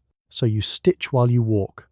You stitch by firelight, and you guard that small brass thimble, because pushing a needle through wet canvas or heavy wool without one would open your fingers within the hour. The sewing basket is not a hobby kit. It is infrastructure. The boots break first. You start in proper leather shoes, the sensible kind, the ones you wore to church in Missouri. By the Platte River, they're bleeding at the seams, split, curling, and openly editorializing. By Fort Laramie, they're a theological argument. The children's shoes go faster, partly because children treat footwear as a suggestion, and partly because they are simply always moving, which means they're also always removing fabric from the earth and depositing it somewhere behind you. You patch. You resole with scavenged leather. You cut one ruined shoe open and sew it into another. By Nebraska, the work is architectural. The canvas is its own crisis. A wagon cover starts the journey as one coherent object with a specific purpose. The Wyoming hail, marble-sized, landing sideways in August, disagrees with this characterization. After the first storm, you are patching 6-inch splits with whatever cloth you can reach. After the third storm, you are patching the patches. The needle has to go through 4 layers of stiffened canvas at a time, and your bare fingertip would not survive 10 minutes of that. The thimble is not a comfort. The thimble is load-bearing. The thread situation is quietly desperate. You ration it the way you ration coffee, which is to say, you don't waste any, and you're always doing the math. Short stitches where strength matters, long stitches where speed matters. A knot you've tied so many times by firelight that your fingers do it without your eyes. Prudence Treadwell, who crossed in 1852, noted in her journal that she mended by the fire each evening after supper and before the children were fully asleep, which means she was mending one-handed while holding a child with the other arm. That part she doesn't mention as remarkable. It clearly wasn't. And yet you also sew new things. The petticoats that started the journey 5 layers deep thin out by the desert crossing. One donated to a wagon cover patch, one to a bandage, one to something nobody writes down. You cut what's left into something smaller and more useful. A dress becomes an apron. An apron becomes a sling becomes a bandage. The entire fabric economy of your wagon is in constant silent flux, and you are the only one who knows the current exchange rate. Sometimes the mending is the only part of the day that is entirely yours. The needle goes in, the needle comes out, and nothing about this task requires you to watch a child, steer toward water, or negotiate with an ox about the direction of travel. It is a problem that stays the size it is, clothing tears in a specific place. You close the specific place. The tear doesn't spread overnight or move to a new location or develop a fever. Compared to everything else you are managing, this is almost restful. Almost. You decide what to throw away, and the mountain decides for you if you wait too long. The wagon can only carry so much over a grade, and as the oxen tire and the passes steepen, the weight has to come down. So you choose. The spinning wheel goes. The extra trunk goes. The small cook stove someone hauled from Missouri goes, heaved off at the base of a hill where dozens of other stoves already sit rusting. Each thing you abandoned was packed with care 6 weeks ago. Now it is just weight, and weight is the enemy, and you are the one holding the inventory in your head. The base of a mountain grade, by August, looks like a yard sale that nobody survived. Rocking chairs, butter churns, mahogany dressers with the mirrors still intact, catching the sky. A complete set of china, stacked in the grass as though someone planned to come back for it. Someone did not come back for it. The trail corridor through the Rockies and the Wasatch is lined with the furniture of 1,000 households that ran out of ox and ran out of mountain at the same time, and now belongs to nobody, or to the magpies, who appear to have opinions about upholstered footstools. You don't discard things carelessly. That's the part nobody tells you. Every item in the wagon had a second and third function when you packed it in Missouri. The cast iron Dutch oven is also the bread pan, the bean pot, and the emergency surgery bowl. The extra quilt is also insulation, also a sick bed, also the thing you'll wrap the baby in if it's cold when the baby comes. You pull things out one at a time and hold them in the argument of your hands. Keep or leave, keep or leave. Your husband says leave it. You say keep it. He is not wrong. You are not wrong. The oxen are definitively right, and the oxen say nothing left. The informal authority gets very concrete here. On paper, under coverture, the wagon, the land claim, the provisions, and the decision to leave Missouri in the first place all belong to him. Off paper, the packing list lives in your head and only your head. You know that the bottom left corner of the wagon holds the laudanum, the cornmeal, the vinegar jug, and the extra tallow candles, because you put them there and you remember everything you've ever put anywhere. He doesn't know where the laudanum is. He will ask you where the laudanum is. You will tell him while carrying the baby. The rocking chair is sentimental. You know that. You leave it anyway, and it watches you go from the side of the trail with the particular blankness of abandoned furniture that used to be someone's comfort. Margaret Reed kept the 2-story Pioneer Palace car wagon with its iron stove and built-in bunks through the Wasatch, heaved and roped up impossibly rocky terrain, until the Wasatch itself simply said no, and then she left the whole thing at once. The stove, the bunks, the luxury of it, which is a significantly worse version of leaving a rocking chair and costs considerably more days. Meanwhile, a woman named Winifred Carver, 2 wagons behind yours, red-haired, keeps her bonnet strings knotted twice, sets down a walnut writing desk at the foot of a grade and walks away from it without stopping. She doesn't look back. You watch her do this, and it takes about 4 seconds. She has done the math already. The desk is beautiful, walnut, dovetailed, and hopelessly heavy. The desk weighs 40 pounds. The grade is a 1/4 mile of loose shale. The math is not complicated. It is only hard. By the time you cross South Pass, you've left behind enough to furnish a small house. What remains in the wagon is what remains. Flour, bacon, medicine, children, tools, and the things you refused to give up even when it was irrational to keep them. A small mirror, 1 book. The thimble, obviously, the thimble weighs nothing, and you'd sooner leave a child. You are moving west with the absolute minimum required to survive in a new place, which turns out to be more than you thought and less than you wanted, and the wagon, newly lightened, rolls a little easier over the next rise. You did not decide to do any of this, and the law made sure of that. Under coverture, a married woman has no legal self apart from her husband. She cannot own the wagon, sign the outfitting contract, or refuse the journey. The decision to go west was his to make, and he made it, And here you are. Your diary, like the diaries of hundreds of women on this trail, holds the quiet record of that fact. On the morning she left everything she knew, Lydia Rudd wrote 4 words and nothing more. Hard times, but say nothing. The wagon was already moving. The form has no line for your signature. It never did. Your husband signs the outfitting papers, pays the ferryman, files with the company captain, negotiates the river crossing. You stand beside the wagon and know the contents better than he does. Which crate holds the medicine chest? Which sack is the flour? Which tin has the coffee beans that need roasting before anyone walks 10 feet? And none of that is a legal fact. Coverture is a tidy system. You exist inside your husband's legal personhood the way a book exists inside a shelf. The shelf has rights. The book holds everything. What you actually control is short to list. Not the route, not the date of departure, not whether the company votes to push through on Sunday or stop and rest. What you control is the interior of that 4x10 box, and you control it absolutely. You know that the laudanum is behind the dried beans on the left side, not the right, because the wagon lists slightly and the bottle will tip. You know that the cornmeal goes on the bottom because it's heaviest and because it absorbs the moisture that comes up from the ground at night. A man named Ezra Whitmore travels in your company, and he cannot find his own coffee grinder 3 weeks in. You have not lost a single thing. The arrangement has a quiet asymmetry. The law gives your husband the journey, but the journey gives you the decisions, not announced decisions, not voted on decisions. The kind that happen before anyone notices there's a decision being made.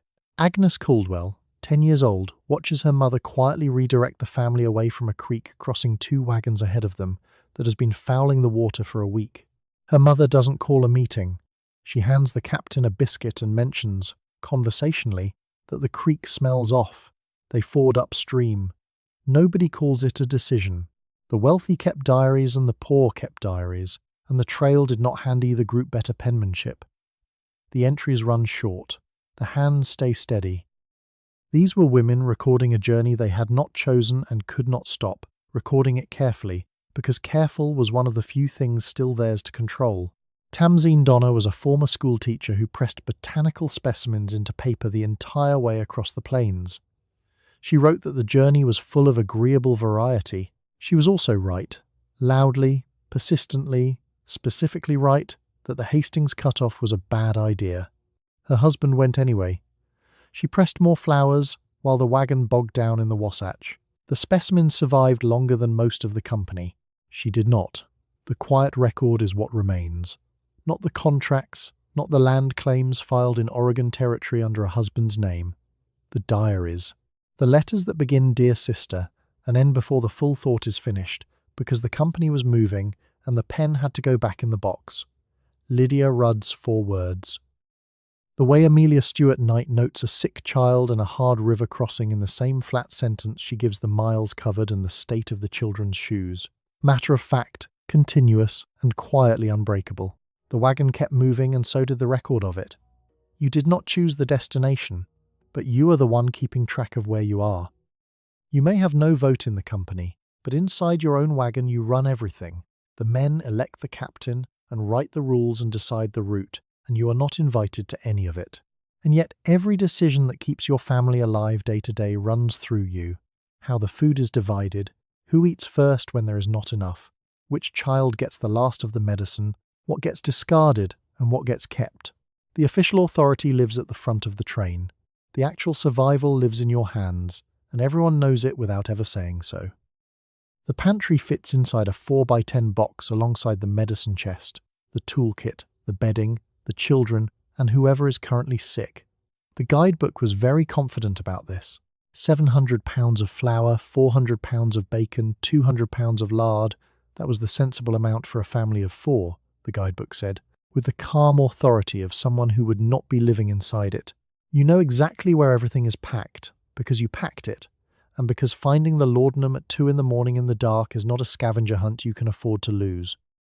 The wagon is basically a studio apartment, except the studio apartment is also your kitchen, your pharmacy, and your ICU, and it moves 15 miles a day whether you're ready or not. You decide what gets thrown out. This is the real power. Quiet, unglamorous, and absolute. At the base of every serious mountain grade, someone has to decide. The rocking chair or the flour? The iron stove or the winter blankets? The answer is always flour, always blankets, always the thing that keeps breath in the body, but the calculation is yours. You watch other wagons shedding their furniture like a slow-motion estate sale. Stoves, trunks, spinning wheels, a mahogany sideboard with the mirror still intact, standing in the sagebrush like it's waiting for guests. Each piece was somebody's good idea back in Missouri. The grade does not care whose it was. The mountain is not impressed by anyone's second story. A woman named Mrs. Harriet Talbot, 3 children, 1 ox going lame, and a husband who has not said anything useful in 4 days, hands you a piece of dried peach near noon and watches your face to see how much you eat. That is how she decides how bad things are. You take exactly half. She nods and says nothing. The dried fruit is rationed by weight in your head, accounted against the miles remaining and the weather you're guessing at. You don't have a spreadsheet. You have done this every day for 3 months, and the arithmetic lives in your hands the way the coffee grinder does. The medicine chest is its own separate economy.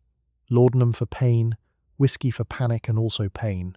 Camphor for what's left after the laudanum and the whiskey. You know what each person in your company can tolerate and what they're pretending to tolerate, and you distribute accordingly. None of it cures cholera. All of it makes the hours between onset and outcome a little quieter, which is what you can offer, and so it's what you offer. The man who wrote the guidebook did not include a chapter on this. You have written it yourself, across 20 weeks, in the margins of everything you've learned. And then there is the food itself, which is less a menu and more a negotiation with available fuel, available water, and the altitude, which has opinions. At 7,000 feet, the beans won't soften. You know this now because you ruined 3 batches learning it, and nobody told you, and no book mentioned it. And so you added more time and more chips, and watched the pot and adjusted, the way you adjust everything, quietly, empirically, without announcement. The Dutch oven doesn't tell you the temperature. It tells you nothing. You tell it what to do by how long you hold your hand above the lid. And the biscuits either come out or they don't. And when they come out, the whole camp knows before you've said a word. You trade with the native women along the route, and you come out ahead more often than you expected. Your town shoes are failing, your dried meat is running low, and the Shoshone and Pawnee and Sioux women have exactly what you need. Moccasins that outlast leather on this ground. Fresh meat, sometimes a horse. In exchange you give cloth, metal tools, food they want. The moccasins are the real prize. You have watched your own shoes dissolve and theirs hold. Some of the women even show you things. How to dry meat, how to make bread from a root you would never have recognized as food. The moccasin situation deserves a moment. Your shoes came from a cobbler in Missouri who had never heard of alkali flats. They were sound shoes for Missouri. They have not been sound shoes for anything since eastern Kansas. The sole is separating on your right foot in a way that makes a small comment with every step. The Shoshone women's moccasins are cut from bison hide, tight, supple, and shaped for exactly this terrain, which is the terrain you're walking. You trade a length of calico and a tin cup for a pair. They last the rest of the trail. Your Missouri cobbler's shoes are somewhere at the bottom of a river crossing, which is where they belong. The exchange is practical on both sides. You want moccasins and dried meat. They want metal needles, which do not rust like bone, and woven cloth in colours that take dye better than anything they can make from plants in a dry year. A Bannock woman north of Fort Hall holds up a bolt of red wool you're offering and turns it twice in the light before she nods. She knows what she wants. She has a position. The negotiation takes longer than you expected and goes better than you expected, which is basically reading the Amazon reviews and quietly buying the local brand, the one that's been optimized for actual conditions by people who actually live there. Some of what you learn is harder to trade for, because it's not an object. A Shoshone woman near the Humboldt shows you which root to boil when you've run through your dried beans. She doesn't explain, she demonstrates. She pulls it from the ground, splits it, holds it over the fire until it softens. You watch and you remember. A woman named Clara Beale, travelling behind your company, writes in her diary that a Paiute woman showed her how to press the juice from a plant to treat her daughter's cracked lips. Clara writes this between a note about an ox dying and a note about the river being too high. She gives it the same flat attention she gives everything. It worked. That's all she says about it. Not everyone in the wagon company trades. Some won't approach. Some have been told things about the trail that have nothing to do with the trail and everything to do with the people who wrote the guidebooks. But you have been walking for 3 months on shoes from Missouri, and the pragmatic case has made itself. The woman who approaches the Shoshone camp with a bolt of cloth and a reasonable expression comes back with moccasins and dried antelope, and occasionally information about water ahead that the guidebook does not have, because the guidebook was written by a man who came through once in a good year. The water information is not nothing. It is, in some stretches, everything. A Bannock woman gestures west and then traces a line with her finger that means 3 miles off the marked track there is a spring. You take the 3-mile detour. The spring is there. The water is cold and clean and your barrel was down to a quarter full, and you do not say anything about this to anyone except that you refill it and move on. The ground knew where the water was. The people who had been living on this ground for generations knew too. You are simply the one who thought to ask. The exchange doesn't make the trail shorter.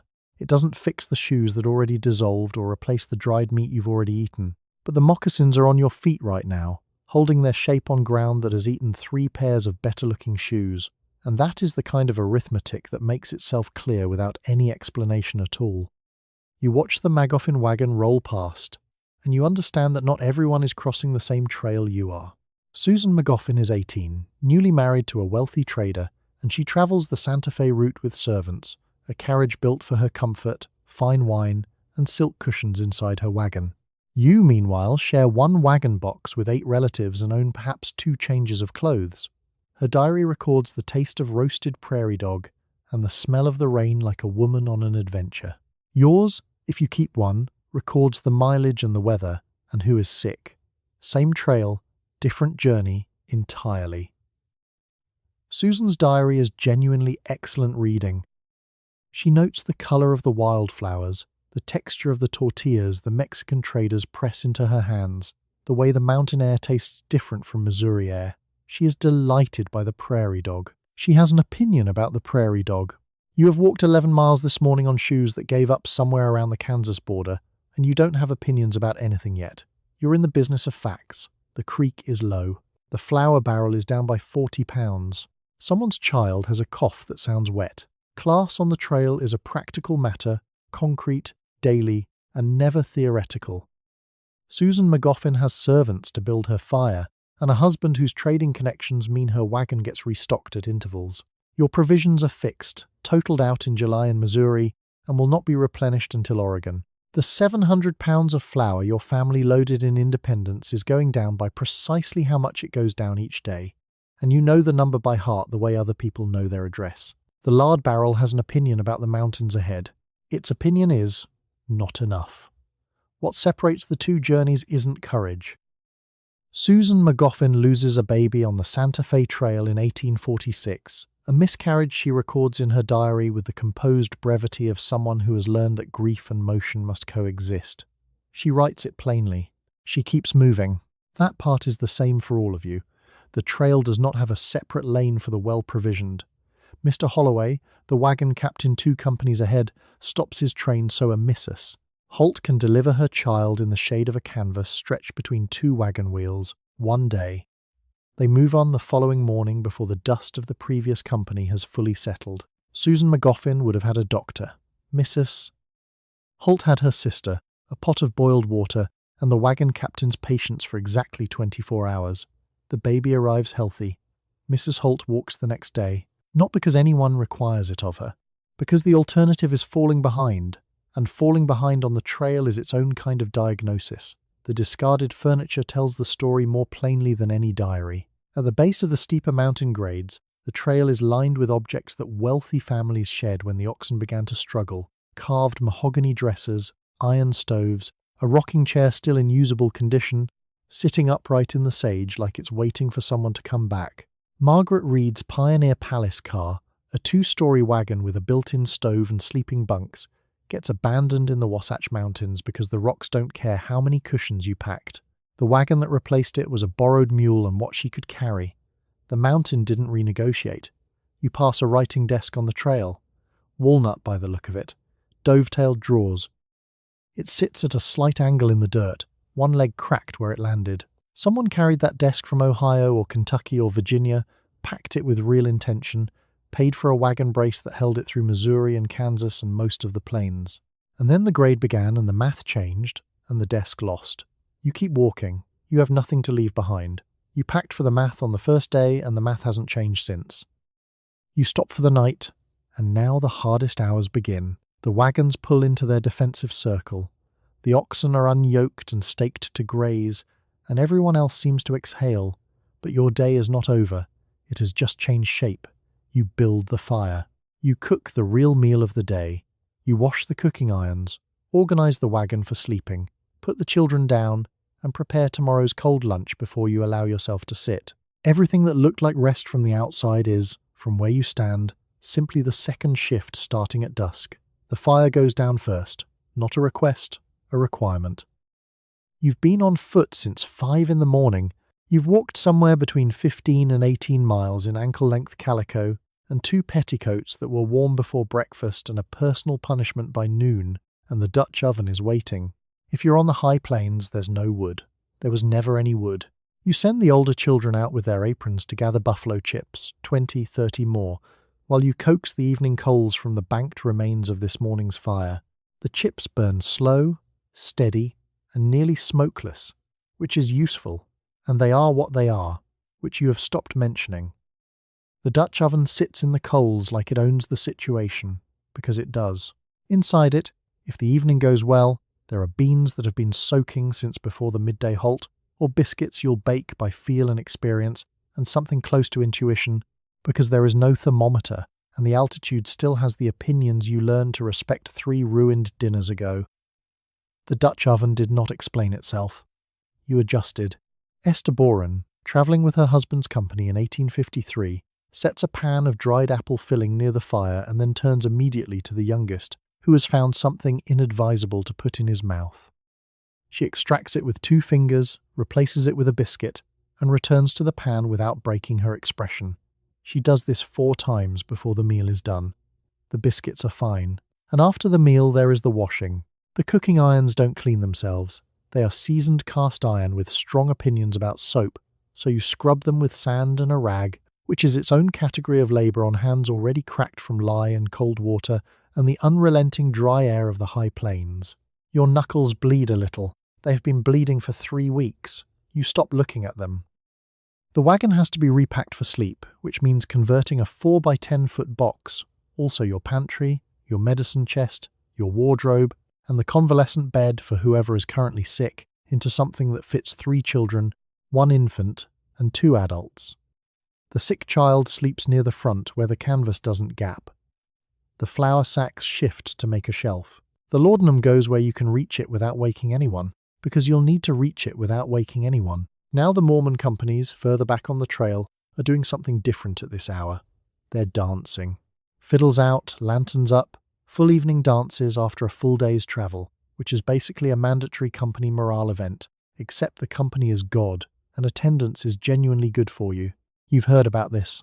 You think about it while you hang the wet rags on the wagon wheel to dry overnight.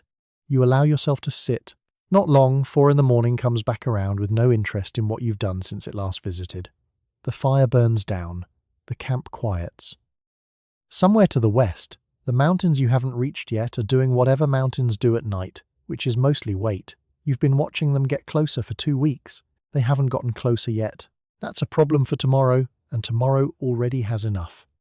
You are expected to dance tonight, and you have been walking since dawn. In the Mormon companies organized out of the Salt Lake migration, the evening dance is not a luxury, it is policy, a deliberate ritual of fiddle music and movement that the leaders believe holds the group together through the worst of the crossing. So after the fire and the meal and the children and the dishes, you are expected on your feet again, in the firelight, dancing. The reasoning is sound. The body that has covered 18 miles today has its own opinion, and it is not consulted. The fiddle is real. Someone in the company has carried one the entire way, tucked between the flour sacks and the medicine chest, surviving the river crossings and the hail and the ruts, because Brigham Young said to bring music, and people generally did what Brigham Young said. The fiddler tunes up near the fire. The sound carries past the wagons and out into the dark, which is very dark and very large, and full of nothing in particular. You smooth your apron. Your feet hurt in a way that has stopped being a sensation and become simply a condition, like weather. The dance is not a cotillion. It isn't a ballroom in street. Louis, with punch and good shoes and somewhere to sit when you need to. It's a cleared patch of grass, possibly still damp, firelit on one side and pitch black on the other, with children already asleep under a nearby wagon and a man with a fiddle playing something that everyone knows and nobody can remember the name of. You dance a reel or a square set with whoever is standing nearby. The steps are simple, short, looping, and easy to fake. The effort is not. A woman named Sister Caldwell claps the rhythm with her hands because her wrists won't manage much else tonight, moving her feet in the small, deliberate way of someone who has made a decision and is honouring it. She dances for about 20 minutes. Then she sits on a wheel hub and watches the others, which is its own kind of participation. The leaders are correct that it works. Something happens in a camp that dances together versus one that simply stops moving and waits for morning. The wagons stop being a collection of individual catastrophes and become, briefly, a group with a fiddle. The children still asleep under the wagon. The ones who survive today are sleeping near people who are dancing, which is a specific and valuable thing. You can feel it even if you can't explain it. The morale is real.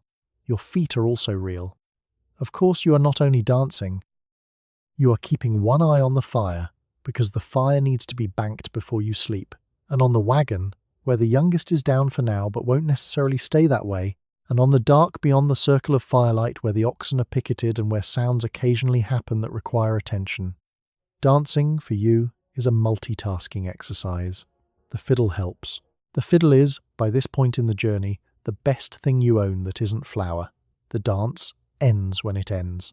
There's no announced conclusion. The fiddler's arm gets tired, or the fire burns lower, or enough people have quietly peeled away that the gathering stops being a gathering and becomes just a few people standing near a dying fire. You bank the coals, you check the children, you find a position in the wagon that is technically sleep and will have to be enough. Tomorrow the bugle sounds at 4. The grass is better 10 miles ahead, which is always the promise, and sometimes even true. You live inside a cloud of dust, and there is no stepping out of it. The wagons ahead of you grind the trail into a fine powder that hangs in the air for hours, and you walk straight through it all day, every day. It coats your dress, settles into your food, films over the water, and works its way into your lungs until a cough becomes the normal sound of the company. Amelia Stewart Knight wrote that the dust turned her teeth gritty and her ankles swelled to twice their size from the walking. You stop trying to stay clean somewhere in the first week. Clean is not a category out here. The calico dress was the right choice for this, theoretically. It breathes a little. It's dark enough to hide most of what lands on it, but you're also wearing several petticoats underneath, which are warm and genuinely useful at night when the temperature drops 40 degrees, and are a personal punishment from roughly 10 in the morning until dusk. By mile 8, you're not walking so much as dragging fabric through a dirt cloud at a steady pace. The shoes are the other problem. The leather store-bought kind don't last. They crack from the dust, then the creek crossings, then the dust again. A woman 2 wagons up traded a bolt of cotton cloth to a Shoshone woman near Fort Bridger for a pair of moccasins and hasn't complained about her feet since. The moccasins last. The information spreads. By mile 15, your face is the colour of the trail. There's a ring around your collar where sweat and dust have combined into something structural, grey, gritty and permanent. Your hands are cracked at the knuckles, not just dry, but cracked in the way that opens again every time you reach for something. The thimble on your right forefinger is not optional. You sew in the evenings, patching what the day destroyed, and without the thimble the canvas would have opened your fingers long before Nebraska. It's a small piece of bone or metal doing enormous amounts of work. It is, at this point, the most important thing you own that isn't food. A woman named Clara Hess, travelling behind you with her husband's company out of Street Joseph, stops each evening and shakes out her hem before supper. She does this with the focused ritual of someone performing a religious act. She doesn't speak while she does it. She shakes. She counts. She stops at 12 shakes, smooths the skirt flat, and considers it done. The dust comes back by morning. She shakes again. 12 times, every night, for 4 months. The inside of the wagon isn't cleaner. It's a 4-foot by 10-foot box holding the flour sacks, the medicine chest, the quilts, the spare harness, the sick child, and whatever couldn't be roped to the outside. Everything in it has a thin coating of trail by the end of day 1, and by week 3 the coating has layers with layers under them. You know where everything is by position and weight, not by sight. because sight isn't always an option when the canvas is down against the wind. The wagon is a studio apartment in Manhattan, except it's also moving and the lease is non-negotiable and there's a good chance of hail. The hail, when it comes on the high Wyoming plains, comes fast and hard and tastes like river water. Marble-sized. It doesn't apologize. You pull the children under the wagon and cover them with your body and the quilts take the hit, and afterward you wring them out and hang them on the wheel spokes in the sagebrush and watch the wind dry them while you make supper. The wet wool smells like wet wool. The sagebrush holds it up without complaint. Both are doing their jobs. You do not stop thinking about water. Across the dry stretches, the 40-mile desert west of the Humboldt, the alkali flats that smell like something chemistry made and regretted, water is the math you run constantly. How much is in the barrel? How far to the next source marked on the guide? Whether the barrel developed a slow seep somewhere back on the grade and is now holding less than you calculated. You filter it through cloth before you drink it, and you add vinegar to make it safer and bearable, and no one has thought to bottle the trick and sell it back to you yet. The vinegar smell cuts through everything else, for about 30 seconds. Then the dust comes back. You dress for one kind of weather and the sky gives you three. On the Missouri plains in May, an afternoon of 85 degrees can drop to frost by morning while you sleep under the same thin blanket.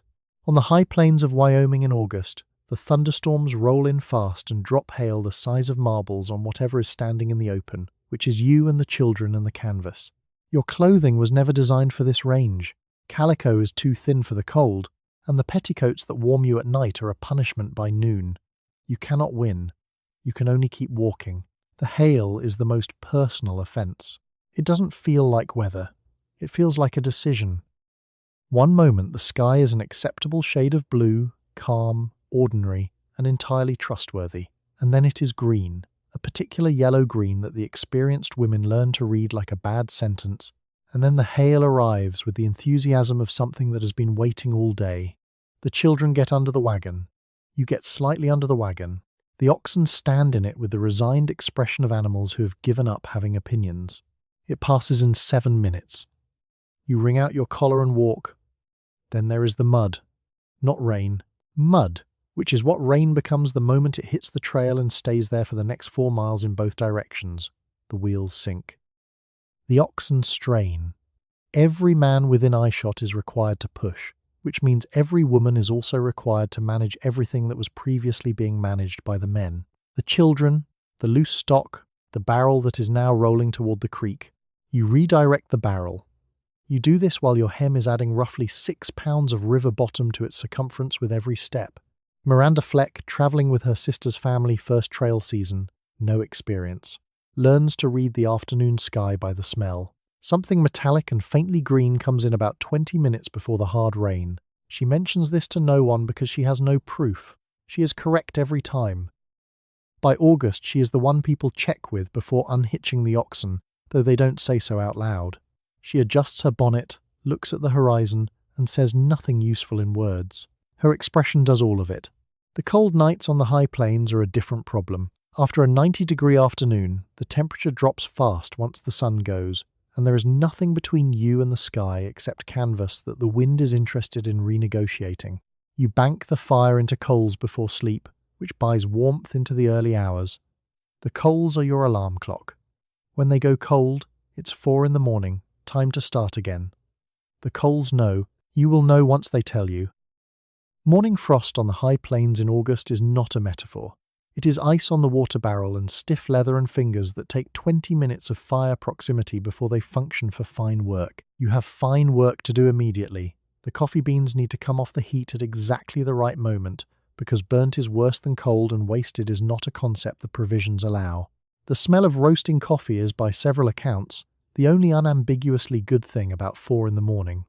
Everything else is negotiable. The coffee is not. Of course, the canvas leaks. It was treated once before departure. It was not treated for the specific combination of sustained rain plus wind plus the particular angle at which Wyoming chooses to deploy both simultaneously. Water comes in over the bow. You have folded the good blankets under the oilcloth. The sick child is on the oilcloth side. The medicine chest is dry.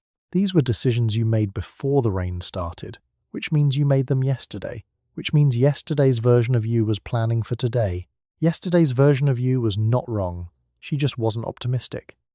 You consider the bloomers, and you know exactly what wearing them will cost you. The reform dress, a shorter skirt over loose trousers, named for the activist Amelia Bloomer, is the single most practical thing you could put on for 2,000 miles on foot. It does not tangle in the sagebrush, it does not drag through the mud, and it is scandalous enough that the first town you pass, or the first new company you meet, will look at you as if you have lost your mind. Most women who try it quietly go back to skirts. The trail rewards the trousers. The world watching does not. What you're actually wearing instead is ankle-length calico in a dark print, because light colours show what the trail does to you, and the trail does everything to you.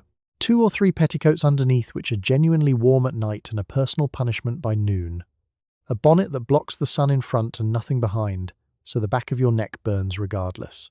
Leather shoes that were resoled once in Missouri and are now held together by intention. The whole outfit weighs several pounds dry. Wet, it is a different number entirely, and a less welcome one. By mile 300, the hem is frayed. By mile 600, the shoes have opened a blister on your left heel that has healed and reopened so many times it has given up healing. A woman named Cordelia Ames, travelling in a company of 11, third wagon from the front, ties a strip of flour sacking around her ankle every morning with the focused efficiency of someone who has already done this 40 times. She does it without looking down. The flour sacking is running low. She does not mention this. The petticoats are the real adversary. In the morning they catch the dew off the sagebrush and soak through before you've cleared camp. By midday the same petticoats are baking against your legs in 90-degree heat, and the dust has worked its way into every layer, which is how Amelia Stewart Knight ends up with grit between her teeth without ever opening her mouth near the ground. The dust is committed. The calico traps it. Your ankles swell anyway, which the shoes do not accommodate, because the shoes were fitted in April and your feet have since expanded into something the shoes prefer not to discuss. The bloomers make a purely logical argument. Less fabric. No hem in the mud. Legs that actually move like legs. Women who wear them on the trail report covering the same 15 miles with less effort. Not less pain, not less dust, but less resistance, which out here is the closest thing to luxury on offer. The problem is not the bloomers. The problem is that wearing them requires not caring what the next wagon thinks, and the next wagon thinks quite a lot, and says so, and the next wagon after that agrees. The sewing kit remains open regardless of what you're wearing. The thimble is not optional. This is worth repeating until it lands, because without it, the canvas splits your fingertips inside of a week. You're patching bonnet ribbons and mending wagon covers and stitching up the knees of children who treat every rock formation as a personal challenge. The needle goes in. The thimble takes the force. Your hands are cracked from lye soap and wind and cold water, and the thimble sits over the worst of it like a very small, very unconvincing armour. The calico does one thing the bloomers cannot. It does not announce itself. You walk into a new company in your long skirt and your bonnet and your resoled shoes, and you are immediately legible. Wife. Mother. Respectable. The wagon falls in line and nobody has an opinion about your legs. The bloomers would have required a whole conversation you don't have the water for, so you keep the skirts. You gather them up with one hand crossing every creek, which means one hand is not free for the 3 other things you're carrying. You step over the sagebrush instead of through it, because through it means another torn hem and another hour of mending by firelight. The calico is impractical, uncomfortable, and completely soaked through by 11 in the morning. It is also exactly what you packed. You wash the body, because that too is your work. There is roughly 1 grave for every 100 yards of this trail, 20 or 30,000 of them over the years, and the women are the ones who prepare the dead. You clean the body. You wrap it in whatever cloth can be spared, which is never much. You help organize the brief service the company holds, no matter how far behind schedule it is. And then, often within hours, the wagons move again, because they have to, and the grief gets folded up and carried west with everything else you are carrying. The cloth is the first problem. You have limited fabric and the trail has already made claims on it, patching trousers, wrapping blistered feet, filtering water through muslin stretched over a barrel mouth. A shroud is not in the packing list. Nothing in the guidebook covers this. Not the 700 pounds of flour, not the 200 pounds of lard, not any of it. You take what you can spare. Sometimes a quilt. Sometimes a length of cotton you'd been saving for a reason that no longer applies. The decision takes about 30 seconds, because it has to. The grave itself is a practical problem. Rocky ground resists the shovel. Plains ground is softer, but deep digging takes time the schedule won't give you. You bury shallow and pile stones, if stones are available, which on the flat Nebraska prairie they often aren't. You mark it with a board from the wagon or an ox yoke or a chunk of buffalo bone if that's what's near. Emigrants coming behind you will read the name. Some will add their own stones. The trail has its own form of ongoing maintenance, tended by strangers who understand exactly what they're looking at. Cholera moves fast. That's the thing about cholera. A healthy adult at breakfast can be gone by supper. And you know this, and everyone in the company knows this. So the sound of someone's stomach cramps carries a specific weight it didn't used to. You dose laudanum for the pain. Whiskey. Camphor. None of it cures anything. It eases the leaving. Your hands are already chapped, split, and stinging from the lye soap and the cold water and the wind. And now they are doing this too. And the hands don't comment on the change in assignment. They just do the next thing. Drusilla Vane, a company nurse by informal appointment, which means no appointment at all, just a reputation for not flinching, wipes her hands on her apron after each patient and moves to the next without pausing to register what just happened. Her apron is a record of the week. She doesn't look at it. There are 4 more people with symptoms and the morning signal sounds in 3 hours. The children are the hardest to write about in the diaries. The women who kept journals, and a surprising number did, in pencil, in moving wagons, in the last minutes before sleep, write about adult deaths in plain declarative sentences and then go quiet on the children, or switch to a different handwriting, slightly larger, slightly less controlled. You read between those lines and don't push further. Some things don't get sentences. They get the space after. An estimated 20 million people alive today descend from overland trail emigrants, which means the grief was carried west, and it survived, and it became something else eventually. Land, houses, harvests, people who don't know your name, or that you washed a body in August 1852 somewhere east of Fort Laramie, and then walked another 15 miles before dark. You didn't write your name on the grave marker. You wrote someone else's. You write in your diary at night, when there is finally nothing left to lift or stir or mend. It is a few lines usually, the mileage, the weather, who fell ill, where you camped. Sometimes more, if the day held something you cannot quite put down without setting it on paper first. You are part of something you cannot see from inside it. Thousands of women keeping these small records, which will outlast the wagons and the oxen and the trail itself. Tonight you note the river you crossed and the grave you passed, and then you blow out the light, because dawn comes at 4. A diary out here is not really a diary. It's the only court that will ever take your testimony, and you keep it in pencil between the flower weights and the dead. The diaries are not dramatic. That is the first thing. They read like a ledger kept by someone who has decided that drama is an unaffordable luxury somewhere around the 7th week. Amelia Stewart Knight notes a fever, a failed crossing, and the day's mileage and moves on. Lydia Rudd writes hard times but say nothing, and then, apparently, says nothing, because the next entry is already a new day and a new mile count. The format is fixed, spare, and faintly military. Weather, miles, condition of the oxen, condition of the children. The handwriting gets smaller as the candles run low. The ink, on bad stretches, is pale and crowded, like she was rationing that too. Susan Shelby McGoffin writes differently. She's 18 on the Santa Fe Trail in 1846, travelling in a carriage with carpet and china, and her diary reads like someone who still has opinions about comfort, because comfort is still technically available to her. She describes a miscarriage with the composure of someone noting an unexpected change in the weather. 1 paragraph. Then a page about the landscape. The Santa Fe Trail has good light, apparently. She is thorough about the light. Tamzine Donner writes that the journey is full of agreeable variety. She is pressing botanical specimens as she goes, wildflowers tucked between pages, labelled in a neat hand, the whole Sierra Nevada treated as a field research project. She was a school teacher. She opposed the Hastings cutoff and said so. She was right, and it didn't matter. The specimens are in an archive somewhere. The handwriting is still very clear. What the diaries leave out, mostly, is the fear. They leave out what a cholera death smells like inside a 4x10 wagon box. They leave out the sound a mother makes when she stops making sound. What they keep is the daily number, miles traveled, temperature if you have a thermometer, the name of the creek. Miriam Davis Colt writes, "We move on." After a paragraph you don't want to read twice. She means it literally. The wagon moved. They moved with it. Sometimes a named stranger appears mid-entry. A woman writing near Fort Laramie mentions a Mrs. Pruitt, no first name, who crossed the rope ferry holding her youngest with one arm and the side of the boat with the other, and didn't look down. The entry gives her 2 sentences. Mrs. Pruitt presumably kept walking.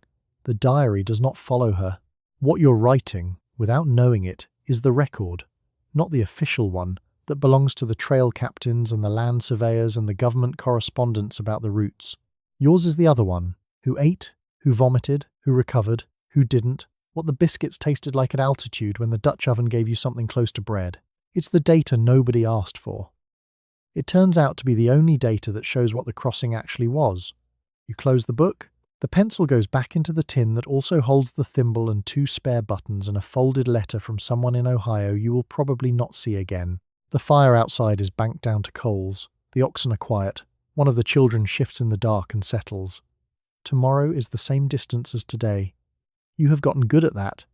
You blow out the light. You arrive, finally, and the first thing you notice is that the work does not stop, it just changes address. You have walked roughly 2,000 miles. You have run a kitchen, a pharmacy, a nursery, and a supply operation under conditions that would have broken most of the people who never tried. The valley ahead needs clearing, the cabin needs building, and the same unending physical labor that organized the trail now organizes the homestead. Years from now, the railroad will cross this country in 6 days and make the whole ordeal look impossible. But you did it on foot, one fire at a time, and you carried all of it the entire way. The wagon gets unpacked for the last time. The Dutch oven comes out first, it always comes out first, and you set it on whatever passes for a hearth while the men argue about where the door should face. The medicine chest is lighter than when you left Missouri. The flour barrel is nearly done. The lard tin has a dent it didn't have in April, deep, dark, and unmistakable, acquired somewhere in the Cascades, when the track narrowed and the whole load shifted sideways. You know exactly which dent. You were walking next to it. What you're carrying that isn't in the wagon is the knowledge, specifically. You know how to bank a fire so it catches fast in wet weather. You know how many buffalo chips it takes to boil beans, 20 to 30, depending on wind. And you know this the way other people know their commute. You know that at altitude the beans need 2 more hours and that the biscuits will flatten without extra soda, and that the vinegar goes in the water barrel before the water goes bad, not after. Nobody taught you this in a classroom. The plains taught you through a sequence of ruined dinners and a Dutch oven that does not forgive guessing. Margaret, who is 12 now and was 9 when she crossed, can start a fire in under 4 minutes. She doesn't think of it as a skill. It's just what you do before the light comes up. Her younger brother Eli watches her and learns without being told, the way children on the trail learned most things, by proximity to someone who had no time to explain it twice. The grave markers are behind you now. About 1 per 100 yards for 2,000 miles if you do the math, which you don't, because the math produces a number nobody needs to hold in their head. You washed the bodies. You wrapped them in the best cloth that could be spared. You kept moving the next morning because the alternative was staying, and staying wasn't offered. The grief got packed in with everything else and came west with you. It has unpacked itself quietly into the new place, and it will live here now alongside the lard tin with the dent. Meanwhile, May 10th, 1869, a gold spike gets driven at Promontory Summit in Utah Territory, and the Transcontinental Railroad is complete. 6 days, coast to coast. The reporters who cover it do not mention the graves. They do not mention the hands cracked open by lye soap, or the coffee ground between 2 stones before dawn, or the ankles swollen to twice their size somewhere east of Fort Hall. The railroad is the future, and the future is not interested in 5 months of walking. You are not bitter about this. Bitterness requires leisure, and you're already building the fire. And so here we are at the end of the trail, where you spent 5 months roasting coffee in the dark, walking 15 miles a day in shoes that filed a formal complaint, and boiling beans that simply declined to soften above 7,000 feet. You gathered dried bison dung with your bare arms and called it firewood. You baked a passable pie in a cast-iron pot with no thermometer and a wind that had opinions. You kept a toddler out from under the wheels, a fever down with a damp cloth, and a whole household alive inside a box the size of a bed. Tonight, you can set all of it down. Let your shoulders drop. Let the fire burn down to its quiet orange center. Let the wagon stand still for once, unpacked and unbothered. Be glad your bed is bigger than 4 feet by 10. Be glad your water comes from a tap. Your coffee is already roasted, and nobody is rationing either one. Your ankles are their correct size. The Dutch oven is resting. Good night.